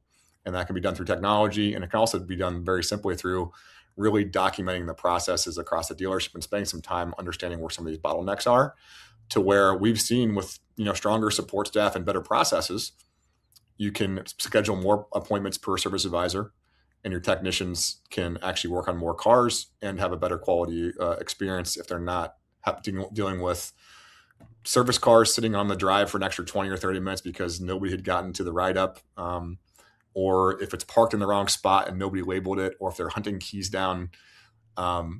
It's really hard to spend time and stop to focus on these small items as a service director because of how much is on your plate. But I would just encourage everyone to spend a little time every day and every week, every month working on the business. And I know how chaotic it can be having 50 to 100 customers coming in and dealing with the span of control with advisors and all the staff that has to go into that. But I would just encourage everyone to take time to really start to document their processes and look for ways that they can pick up 5 or 10 minutes per customer, both for the service advisor to spend more time with the customer as well as the technician to be able to get to that car faster without all the different things that go into their job that are non-productive part of turning wrenches and driving productivity. Joel, that's a great call to action, because a dealer may have documented that a while back, but to revisit that and take a look at it again today, here in the second quarter of 2026, and see if there's been anything that changes, okay, in the relevancy, because you're so right. All of this begins there, and how important all these elements really factor into into the pressures that a dealership is under today. That fixed ops service parts, that department is really now the engine. Has been, but even more so. It's more visible, Joel, that with all the pressures on the dealership, fixed ops is getting the focus right now. Yeah. Yeah, I totally agree. And it's also the life cycle, right? I don't know the stats offhand, but you guys may, about the customer retention, how likely a customer is to buy another car from that dealer if they show up for their first service appointment and it's hard for them to schedule the appointment, or if they pull in and nobody speaks to them, they're not greeted quickly. If their car takes 3 or 4 hours to get through the service appointment, even for an oil change, which we've heard, that's going to hurt the desire to work with that dealership again. And I think there's also a lot of a diminishment in brand loyalty right now. Customers are switching brands quite a bit. And perhaps part of that is because they're not just getting a great experience when they go to get their car serviced. And you know what? It's the experience that separates the good from the great, right? It's because you can get your oil changed likely anywhere, but it's that experience, and that's really where you come in as well. Joel, also want to ask you, what about the dealers that are being asked by their OEMs to handle more volume with the same team, or even, doing it with less people? What are you seeing out there, and what are some of your thoughts there?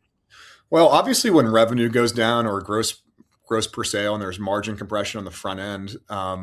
And I think January was really hard for a lot of people. I think the storm really hurt a lot of people. I know nobody wants to use weather as an excuse, but to have 2 or 3 weeks to where it was basically in a snow emergency, and then you have just some weird things going on with the economy and on the news, you compound all those things. And January's, especially in these colder cities, are generally slower. So when you compound all those things, it can be very scary to have a really, get out of the gates for 2026 and be behind the 8 ball.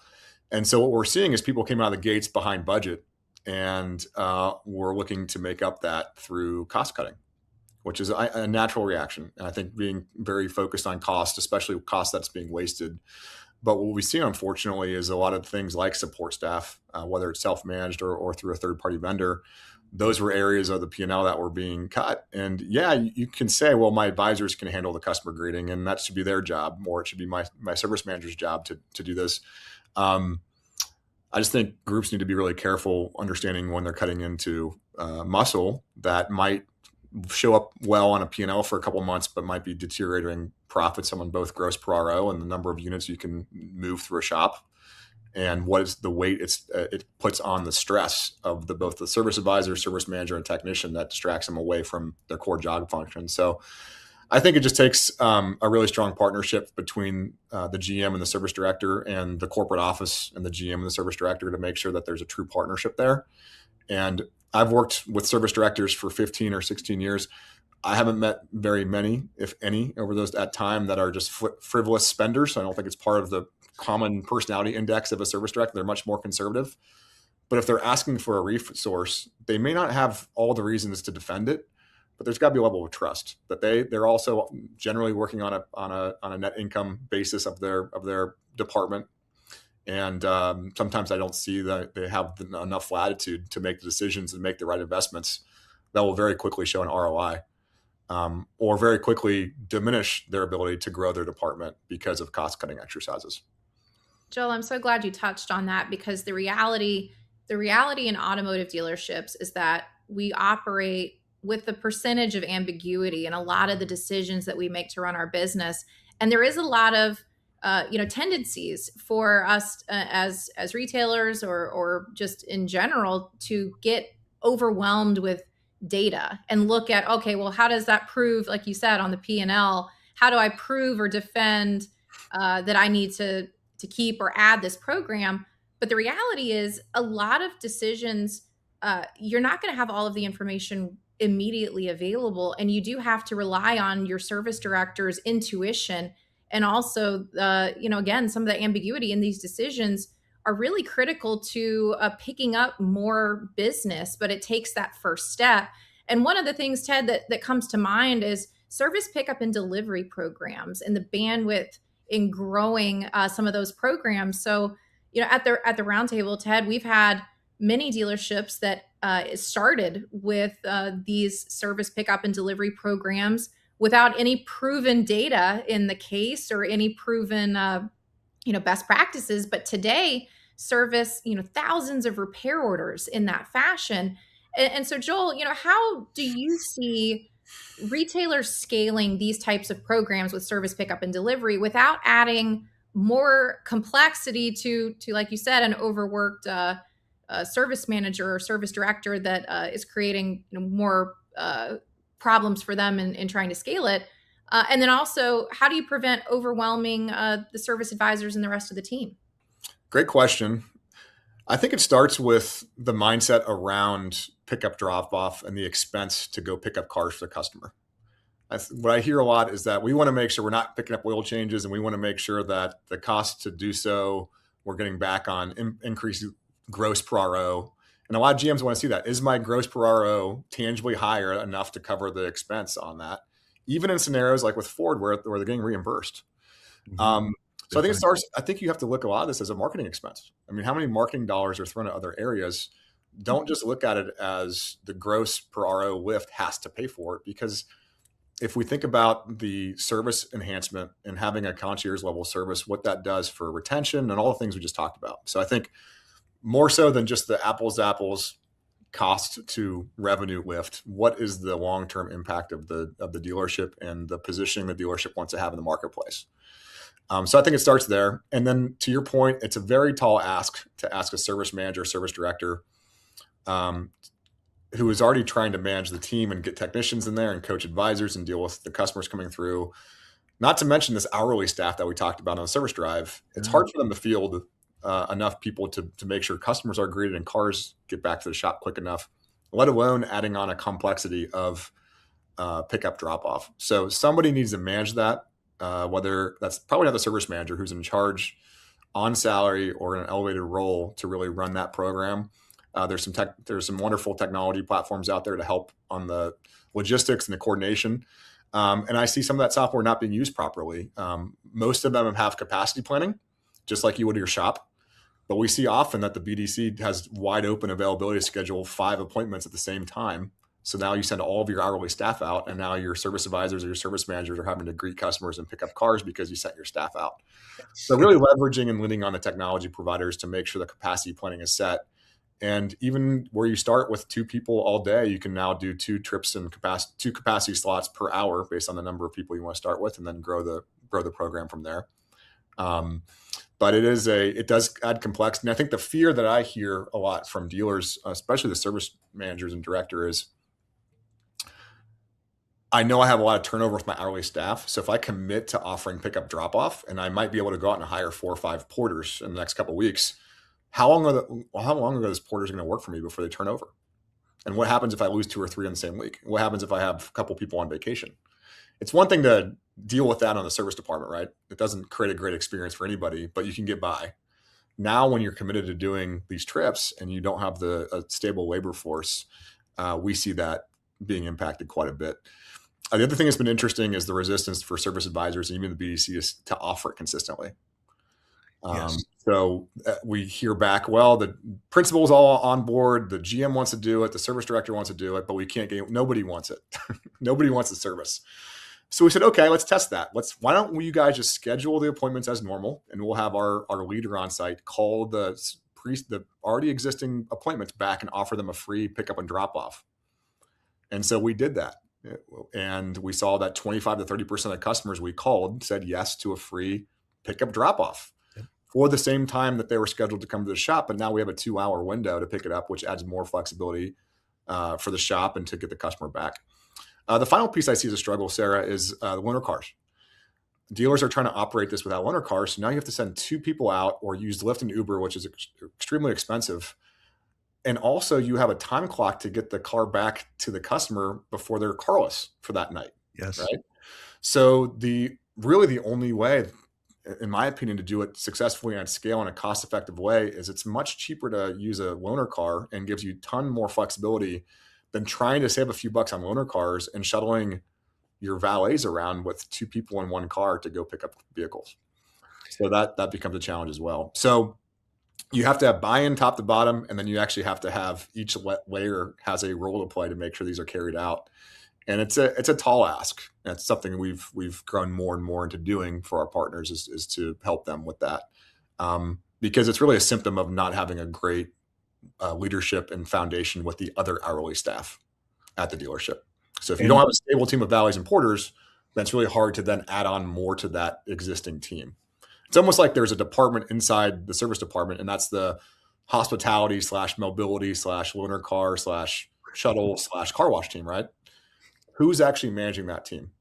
And it's usually nobody. And that's what makes adding more complexity difficult. Joel, I think the unspoken part of that is that team you just referred to also needs training, they need mentoring, they need support. And that's also where you come in. You do some very novel things, if you don't mind speaking to that, because you really help grow these people, okay, who are the valet team that Citrin provides, and more.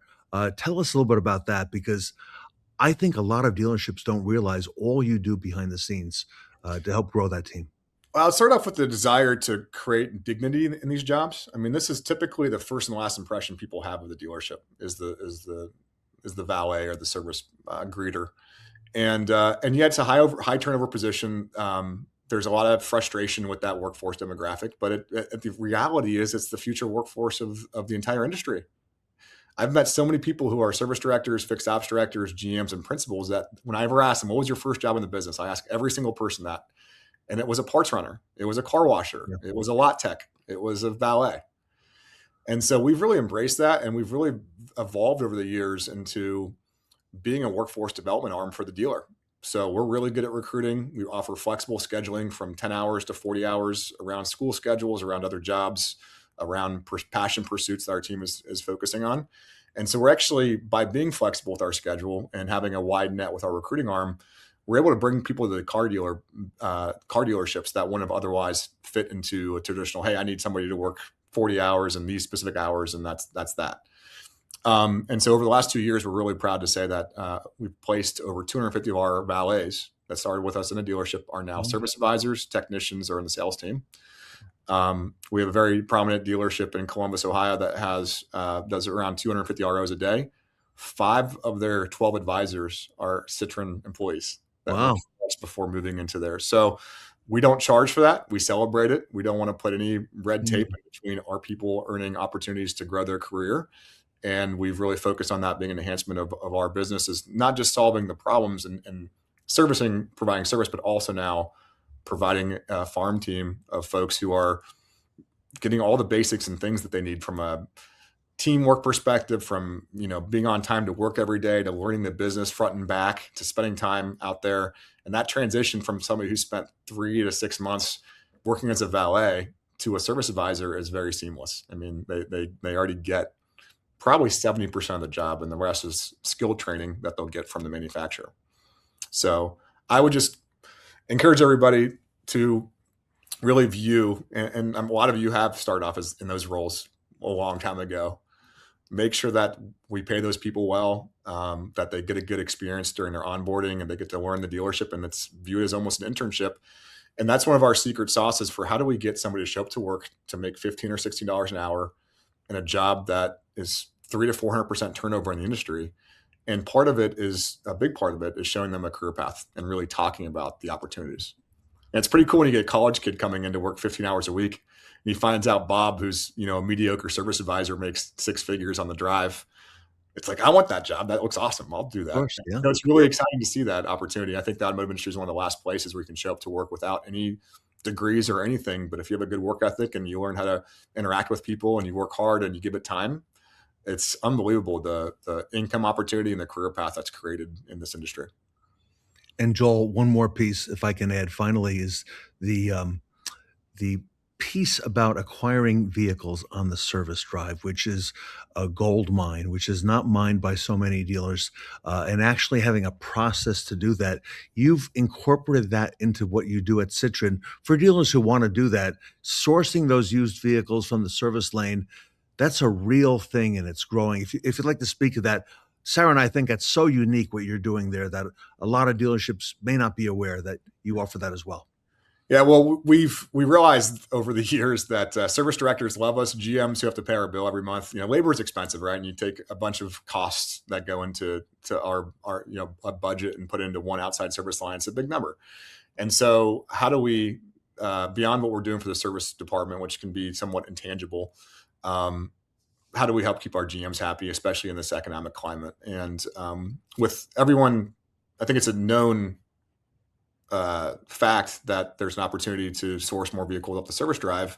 It's actually pretty challenging because it takes consistency and repetition. And to have a salesperson out there, if you look at the personality profile of an average salesperson, for them to stand in the service drive all day to talk to 100 customers to hope to convert 2% if they're good at it is a tough value proposition. But what we realize is we're greeting every single customer.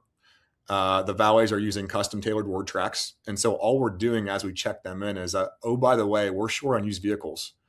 Would you be interested in talking to a specialist?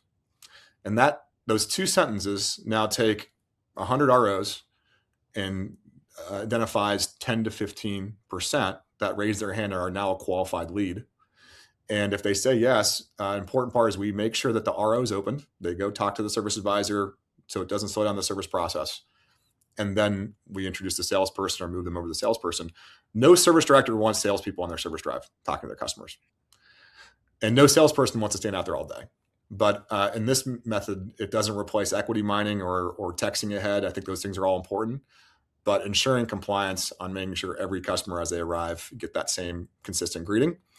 I also think that there's an opportunity, which we're now exploring, of having that same team.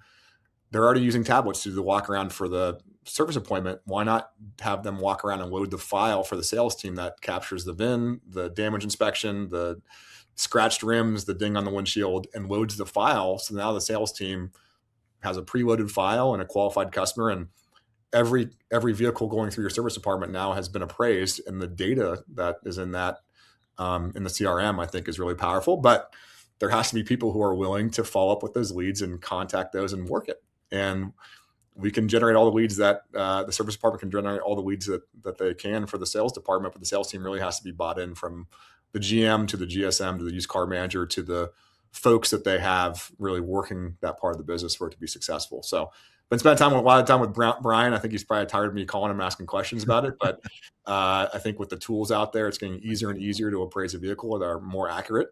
And it just comes down to that daily repetition.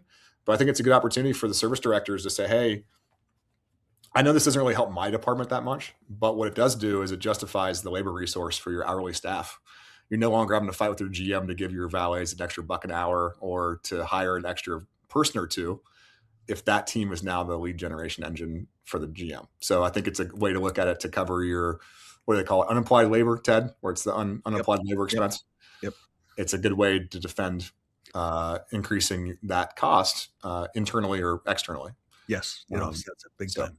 And so I guess that's a question for you, is if the service director is under cost pressure and also pressure to grow the business, what advice do you have for them about making sure they can defend their budgets and also successfully ensure that they have the resources to grow their business when in an environment to where there's a lot of apprehension about adding any incremental cost to the overhead of a dealership?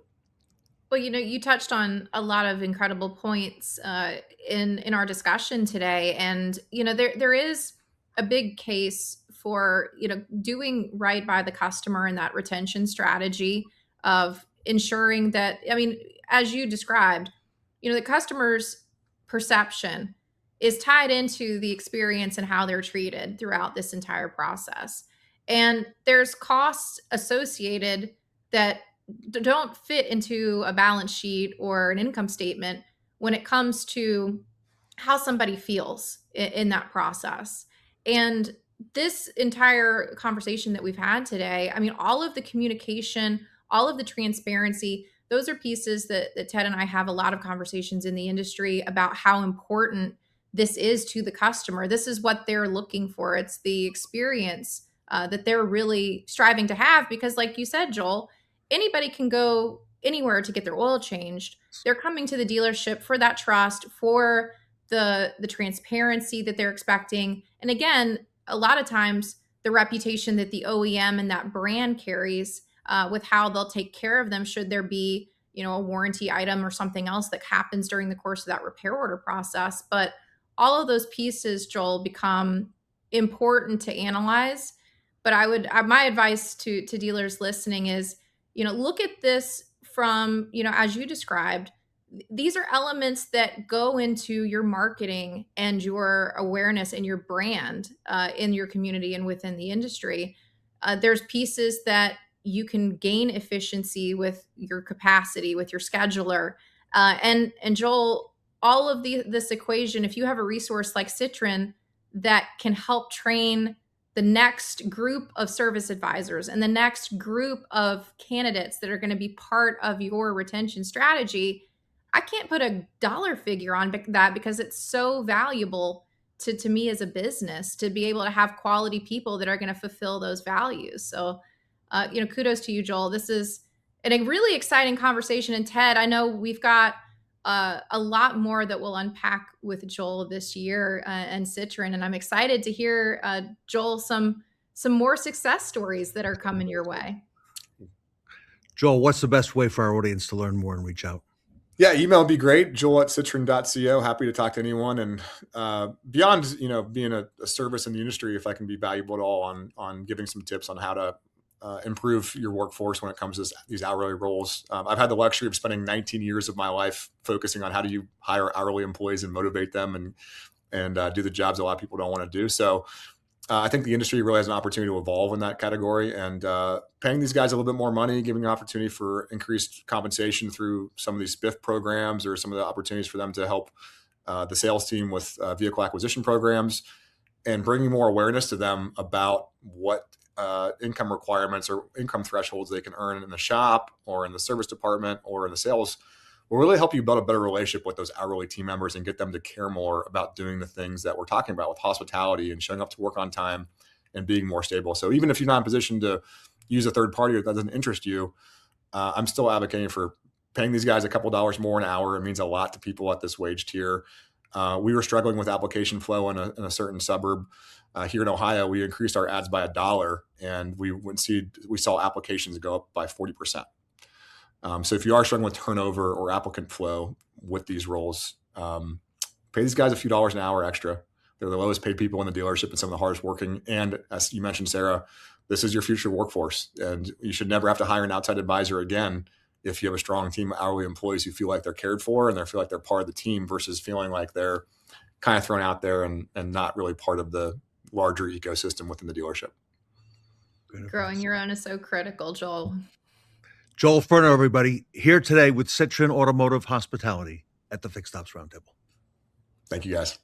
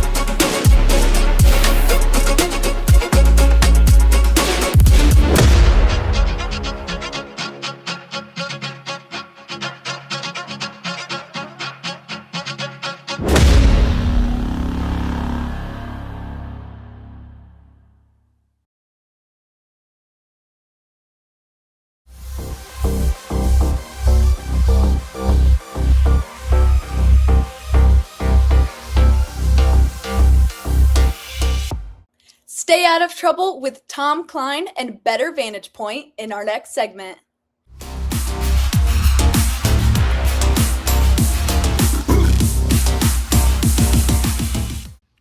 Welcome back to the Fixed Ops Roundtable. Tom Kline is with us from Better Vantage Point, here to talk about a lot of things that have been on the radar.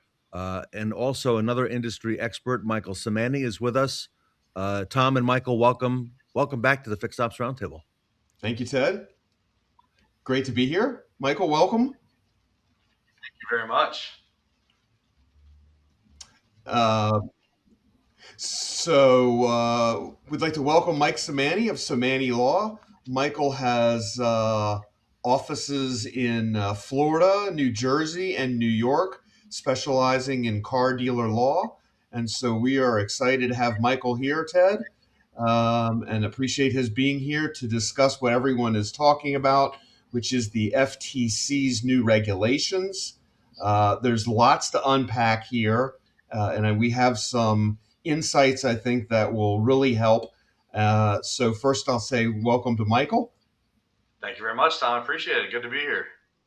Yeah, great. So let's dive right in here. So I don't want to focus so much on the compliance side today, but we're going to talk a little bit about that.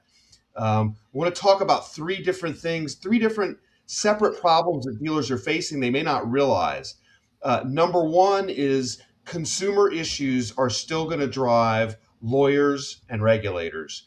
And starting in the early 2000s, I think, for a quick introduction, that was kind of the rise of consumerism. And that followed with regulatory actions and, of course, plaintiff lawyers. But now, as of earlier in April, when the FTC came on the NADA webinar, they encouraged dealers to turn each other in if they're not following the new regulations.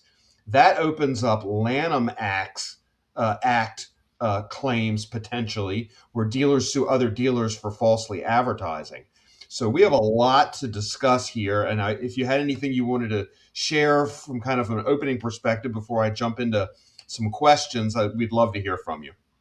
I think your points are well taken. It's definitely a bit of a new frontier, right? It's kind of old law and old regulations rehashed under new interpretations, and so we want to make sure dealers are understanding what those new obligations are and what some new opportunities may be for them to be able to continue to do business safely. Okay, and so give us your top three things for starters on what dealerships should do to operate safely from these three very distinct perils. Tell us your thoughts there. Yeah, I mean, the one that's obviously is at the top of the list is dealer advertising, and that's been something that we have. I've probably been doing dealer seminars and dealer get-togethers and speeches and talks and everything for about a decade and a half, and that's always an issue. Dealer advertising has always been an issue. It's just now that it's at the forefront. It's not something where people can't really say anymore, well, I haven't been caught yet, and I'm going to keep doing it. The magnifying glass is out. So the FTC, other regulatory agencies and private consumer plaintiffs are looking at this. That's one of the things that I think is important for dealers to understand is these issues are not just FTC level issues, right? I've had several dealers, and if you're in a middle size or smaller dealer group, maybe saying, look, the eyes aren't on me. It's the Federal Trade Commission. They're looking at the big guys. Well, first of all, that's not true. Second of all, if it was true, that doesn't mean that you're out of the woods. What we see happen more often than not is you see these big splashes on the news about what the FTC is doing, and that trickles down then to states attorneys general who are saying, we have similar, we have mini FTC acts here in each state, and we're going to enforce them the same way because we want to be able to show our constituents that we are hard on, consumer misleading, consumer deception, all these things. And that then trickles down to private plaintiffs' attorneys who under most mini FTC acts under state law does provide for a private cause of action, unlike the federal FTC Act. Right. So I'm going to say, so my business, as you know, is part compliance and part risk mitigation. The risk mitigation lesson here that you just mentioned is don't have unhappy consumers who are going to regulators. And while that sounds super easy, like we satisfy all our customers, What I see in my practice is that sales managers or general managers have this mentality of we did nothing wrong legally. They think they're lawyers. We did nothing wrong. And therefore, because they didn't do anything wrong, they're not going to satisfy the customer. And it's my belief. This is an opinion, and I like to separate facts from opinions. My opinion is that the FTC went to all the state attorneys general and said, give me your stinkiest dealers who don't satisfy their customers. And that's how the list of 97 was generated. That's my opinion. Now, and by the way, that's been a question in the industry, gentlemen, is how did they come about with this number? Who are the dealers? How were they identified? That's definitely been a point of discussion. And that my opinion is, and I talked to a state motor vehicle board this week and said, what's going on essentially. And they said, we're getting flooded with customers. We're getting 100 a week. This is in one state. We're getting more than 100 a week. This is a state regulator. And that's because dealers, in this particular state are not doing a good job satisfying their customers. Now, I just want to be clear, satisfying customers doesn't mean you have to give the store away. Doesn't mean you have to give them everything that they're asking for. It means you have to have a meeting of the minds and sit down and both parties be satisfied. But and that's how I think the list of 97 came up. So, Mike, let's talk about advertising, since that's where we're on. The standard is now clear and conspicuous. Are most dealers even close to meeting that standard at this point in time? No, I mean, I would say not even close. I mean, I can tell you from what we've done, sort of informal little surveys of not dealer clients, but just looking at dealership websites, and seeing how dealers are advertising their inventory. I can tell you in Florida, it's one of the bigger problems because some states there's and let me back it up to explain why. So some states regulate what you can charge for a dealer fee or a doc fee or whatever you want want to give to that fee. And they regulate either a cap on it, which might be pretty low, maybe $100 and something. Some other states regulate in different ways. In Florida and some other states, there's no cap. It is basically you disclose it and you charge whatever you want to charge. And so the number can grow to be pretty decent sized fee. And that is where $1,200, $1,300, right? $1,450. Easily, absolutely. And then you add Michael, I remember when I sold cars, the fee was $19 and it went up to $39. Everybody complained. Sorry. It has grown. It may have outpaced inflation. That is true. But that's where the problem comes in, is because you have someone that is, let's say there's two dealers side by side, and they're both pick an OEM, whatever franchise they are. And one is complying with the law, and meaning they're saying, here's my price for this vehicle, and we got two identical vehicles, but this one has the dealer fee built in, the electronic registration filing fee built in, all of the hard ads, the options that are included in the vehicle that you're not going to be able to get out of. Those are all in there. It doesn't have reductions for rebate stacking, a bunch of rebates that you're not going to qualify for all of them, right? So that price is going to be much different than the price of your neighboring dealer, who is offering a different price. And that's the concern, is that, well, look, if I can at this point choose one of two things. I can be legally compliant, or I can be competitive. And so how do I choose between those? And that's where it becomes an issue. And that's where some of these other issues of, like you mentioned, the Lanham Act, you mentioned the FTC saying, hey, guys, we're going to listen to you if you talk about some of your competitors coming in with different, advertising practices. That's a real issue for dealers. It's because it's no longer either comply or don't comply. You have to add this other angle to it of competition. And so tell the dealers what a step or two they can take to try to protect themselves from your perspective. Yeah, I mean, from my perspective, one of the big things is starting over and looking at your advertising again. Let's start fresh, blank page, because even though we are talking about the FTC Act Section 5, and we're talking about state laws that may have similar requirements, we're looking at under a new standard. And so let's go back and look at not only, the way you're advertising, on your website, but let's look about how you're doing that with some of the other vendors, whether it's your text vendors. When you're sending something out, you have a watch list or something along those lines that's saying, here's the price of the vehicle. Well, is that the price? I don't know. Your Google ads, are you pulling from, sources in your DMS that gives you the price that you're supposed to be advertising? Does it aggregate the purchase price with, these other items that are supposed to be now included with it?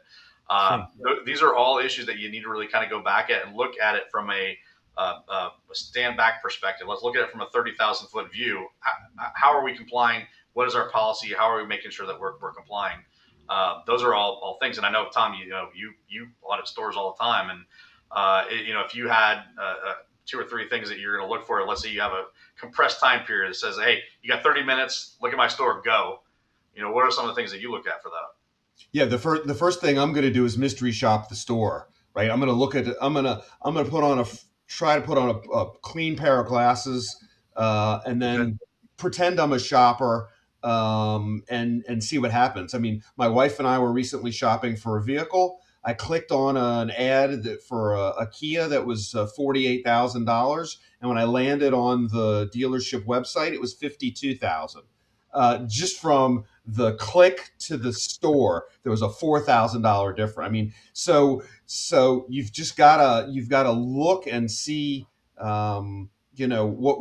what's happening. I mean, a dealer called me and said, just tell me in one sentence what this new regulation means.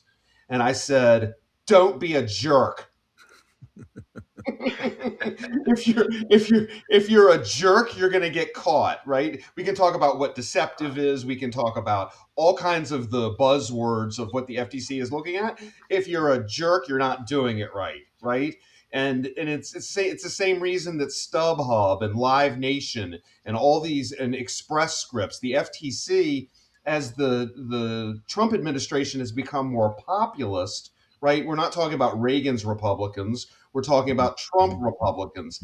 And as they become more populist, they're interested in what the little guy thinks, which is why there's been such a focus on deceptive pricing.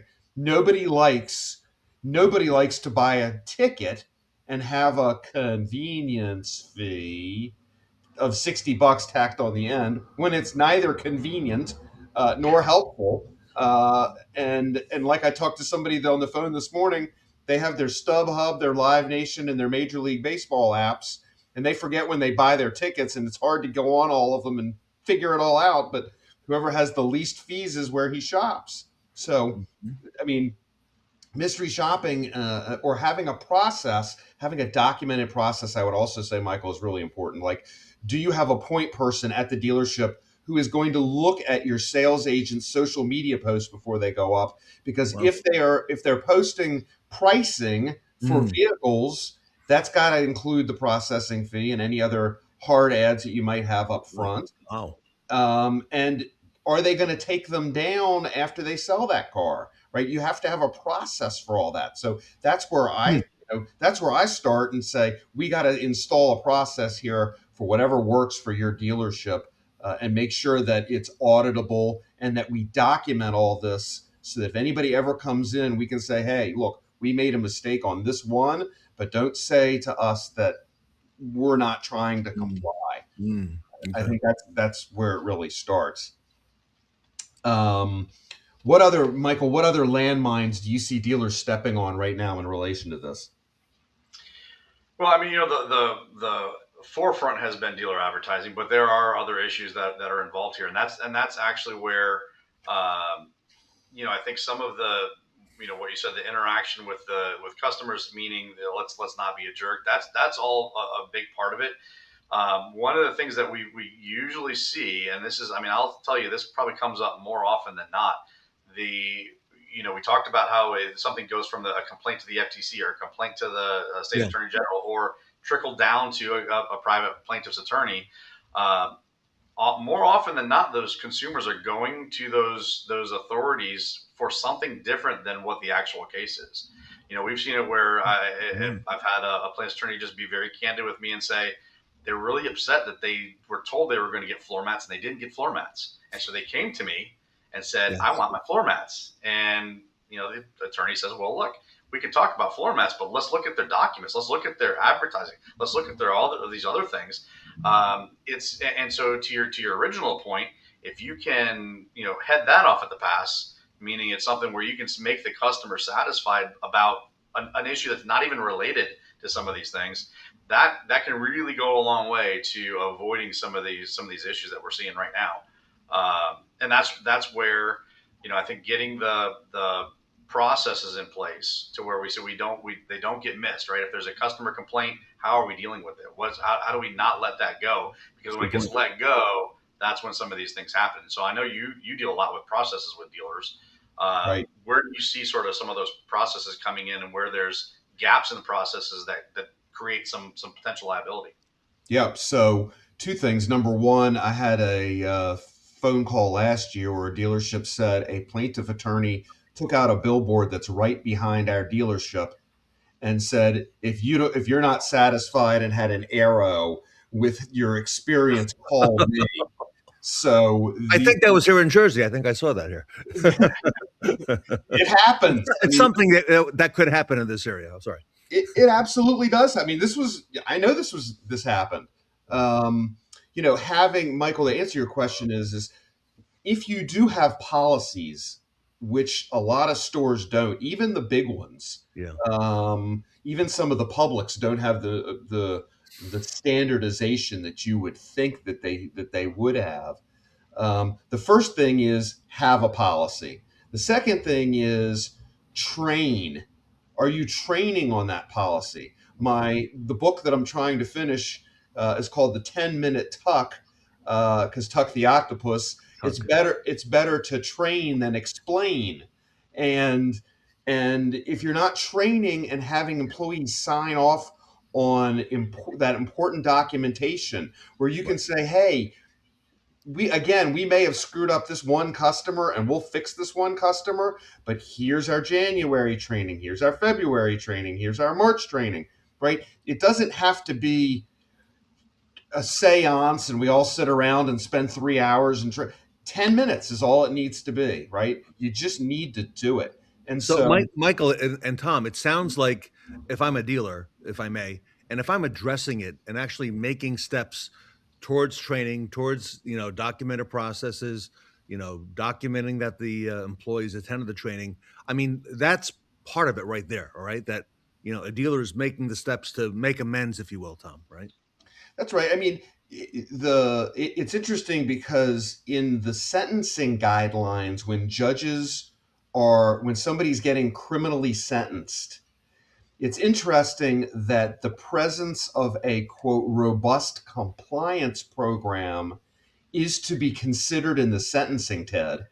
Wow. So if there's white collar crime going on, is there a robust compliance program? And the judges are required to take that into consideration. So having processes, and the last step is auditing those processes, right? Just having them and saying, well, we've got a process, but I've never looked at it, and then I haven't documented it. That's not helpful. It's just, in fact, you can get hung up more, and Michael can speak to this when I'm done. If you have a policy, but you don't follow it, you're going to get barbecued if you have it and you don't follow it. Am I right, Michael? Oh, 100%. And you see it explicitly in some laws. Like, and I'll give you an example under the Telephone Consumer Protection Act, the TCPA, which is, it had a little bit of a lull for a while. It's coming back, and a lot of dealers are being sued for that now. There's a big difference between a regular violation, $500 per call, text, whatever it is, and a willful and knowing violation, $1,500 per call or text. And the first thing that a plaintiff's attorney is going to say is, well, what do you mean it's not willing and knowing and willful? You have a policy that says you know how to do it. You chose to do it wrong. That's pretty compelling evidence. We want to avoid that. So we want to. It's great. Yes, I agree. You have to have policies. Training is that next step to make sure the policies are implemented the way they're supposed to be, because that is as important as having the policy. The policy is basically a dead letter if you're not actually doing something with it. And that's another area where I think is important for dealers to understand. under the FTC Act, there is potential individual liability as well. So like if a dealer has somebody in the dealership, and whether it's management, whether it's ownership, whoever, have dealership structure these differently, but someone that really is saying, signing off on the advertising, there's a potential for individual liability for that person as well, not just the dealership entity, Really? but the person. So, these things are, oh yeah. If you look at some of the FTC orders, they very frequently have individuals named as defendants, and that's significant. This is what Michael's talking about is absolutely the truth, and it is to be considered. One last point on what you just said, Michael, was some of the F&I providers will provide policies as a part of what they do for the dealerships. I would encourage the dealers to read those policies before you implement them, because oftentimes the way they're phrased is not how the dealer is actually doing things. So those documents are meant to be templates. They're not meant to be the be all end all. And I see that often when I go in and say, well, let me see your Equal Credit Opportunity Act policy. And they give it to me, and it's not something that's being done properly. So, gentlemen, in the time we have left, what advice? Here we are, middle of May, middle of the second quarter. This has been in the news now for quite a bit of time. Dealers have been reading about it, hearing from their peers, talking at 20 groups, maybe talking to their state association, council, and so on. What should dealers start looking at and preparing for to be proactive in this area? Tom, and then Michael, if you would, to bring it home. Sure. I mean, compliance is 50% of the total work here. The other part is the risk mitigation, which is at least 50%, which is, again, what are you doing about your customer complaints? What policies can you put in place to make sure that the customers don't go to the FTC? If they do go to the FTC, do you have insurance that will cover that? In other words, the risk mitigation side is equally as important as the compliance side. And smart dealers, the ones I'm getting calls from, are the ones who are focused on both areas. So that's my short answer. I have, of course, a 1 week answer to that question. Yes. And a 20 step roadmap to make sure that everything is in good shape. But that's my 60-second answer. Michael? Yeah, I mean, for me, it's dealers can't feign surprise at this point. This is as widely publicized as anything has been in the past that I can remember. So, and meaning you can't feign surprise when you start to see more FTC enforcement actions, when you start to see more state attorney general actions, when you start to see more private plaintiff lawsuits against dealers. And, and then the other thing that we mentioned at the beginning, don't be surprised if you start seeing competitor lawsuits under the Lanham Act, where one dealer is saying, "Hey, you're competing unfairly against me because you're advertising a false price where I have to advertise the correct price." So all these things are coming for sure. It's a matter of making sure that you're protecting yourself to not be, in the crosshairs when it does. All right. We'll leave it there. Great insights, gentlemen. Thank you for helping us be aware of some of the ins and outs here. I did not realize a lot of these things, and I'm sure our audience is realizing them now for the first time as well. Michael, thank you for all you do for the industry. Thank you very much. Semanie Law, okay. I know I visited your website. You're on the web. I've seen it. That's there right. With your picture as well. So you mentioned Florida and also New York and New Jersey. Okay. Yes. We have offices in all three. All right. Very good. Great friend of the industry, Michael. And Tom Kline at Better Vantage Point. Tom, you've got a roadmap, and you can help dealers, I guess, be proactive and take a look at what they need to address as part of what you do. Right. Thanks for having us, Ted. All right. Thanks Tom so and much. Michael, very eye-opening. Thank you. And shocking in many ways. But you know what? It's better to know it now and be ahead of the curve, right? So thank you for that ounce of prevention. So Tom Kline, everybody, Better Vantage Point, and Michael Semanie with Semanie Law here with us today at the Fixed Ops Roundtable.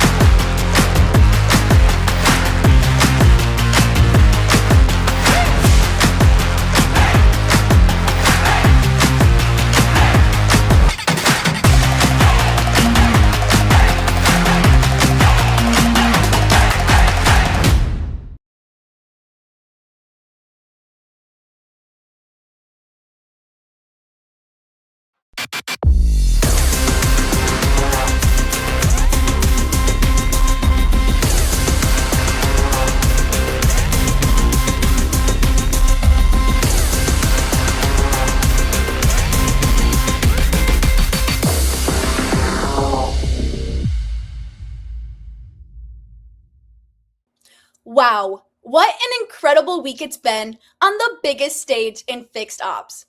From breakthrough strategies to real-world results, you showed up, leaned in, and proved exactly why this community continues to lead the industry forward. On behalf of Ted Ings, Sarah Vantine, Katrina Ness, Vanessa Collins, myself, and the entire Fixed Ops Roundtable team, thank you for being part of this powerhouse 5-day experience. But we're not slowing down, we're leveling up. Mark your calendars. We're back this fall with our next 5-day event, Back to School, in conjunction with Northwood University. It's happening September 21st through the 25th. A new season, new insights, and an even bigger impact. Until then, keep pushing, keep improving, and keep building the future of fixed operations. I'm Isabella Stevens from Northwood University, signing off from Fixed Ops Week, and we'll see you in September.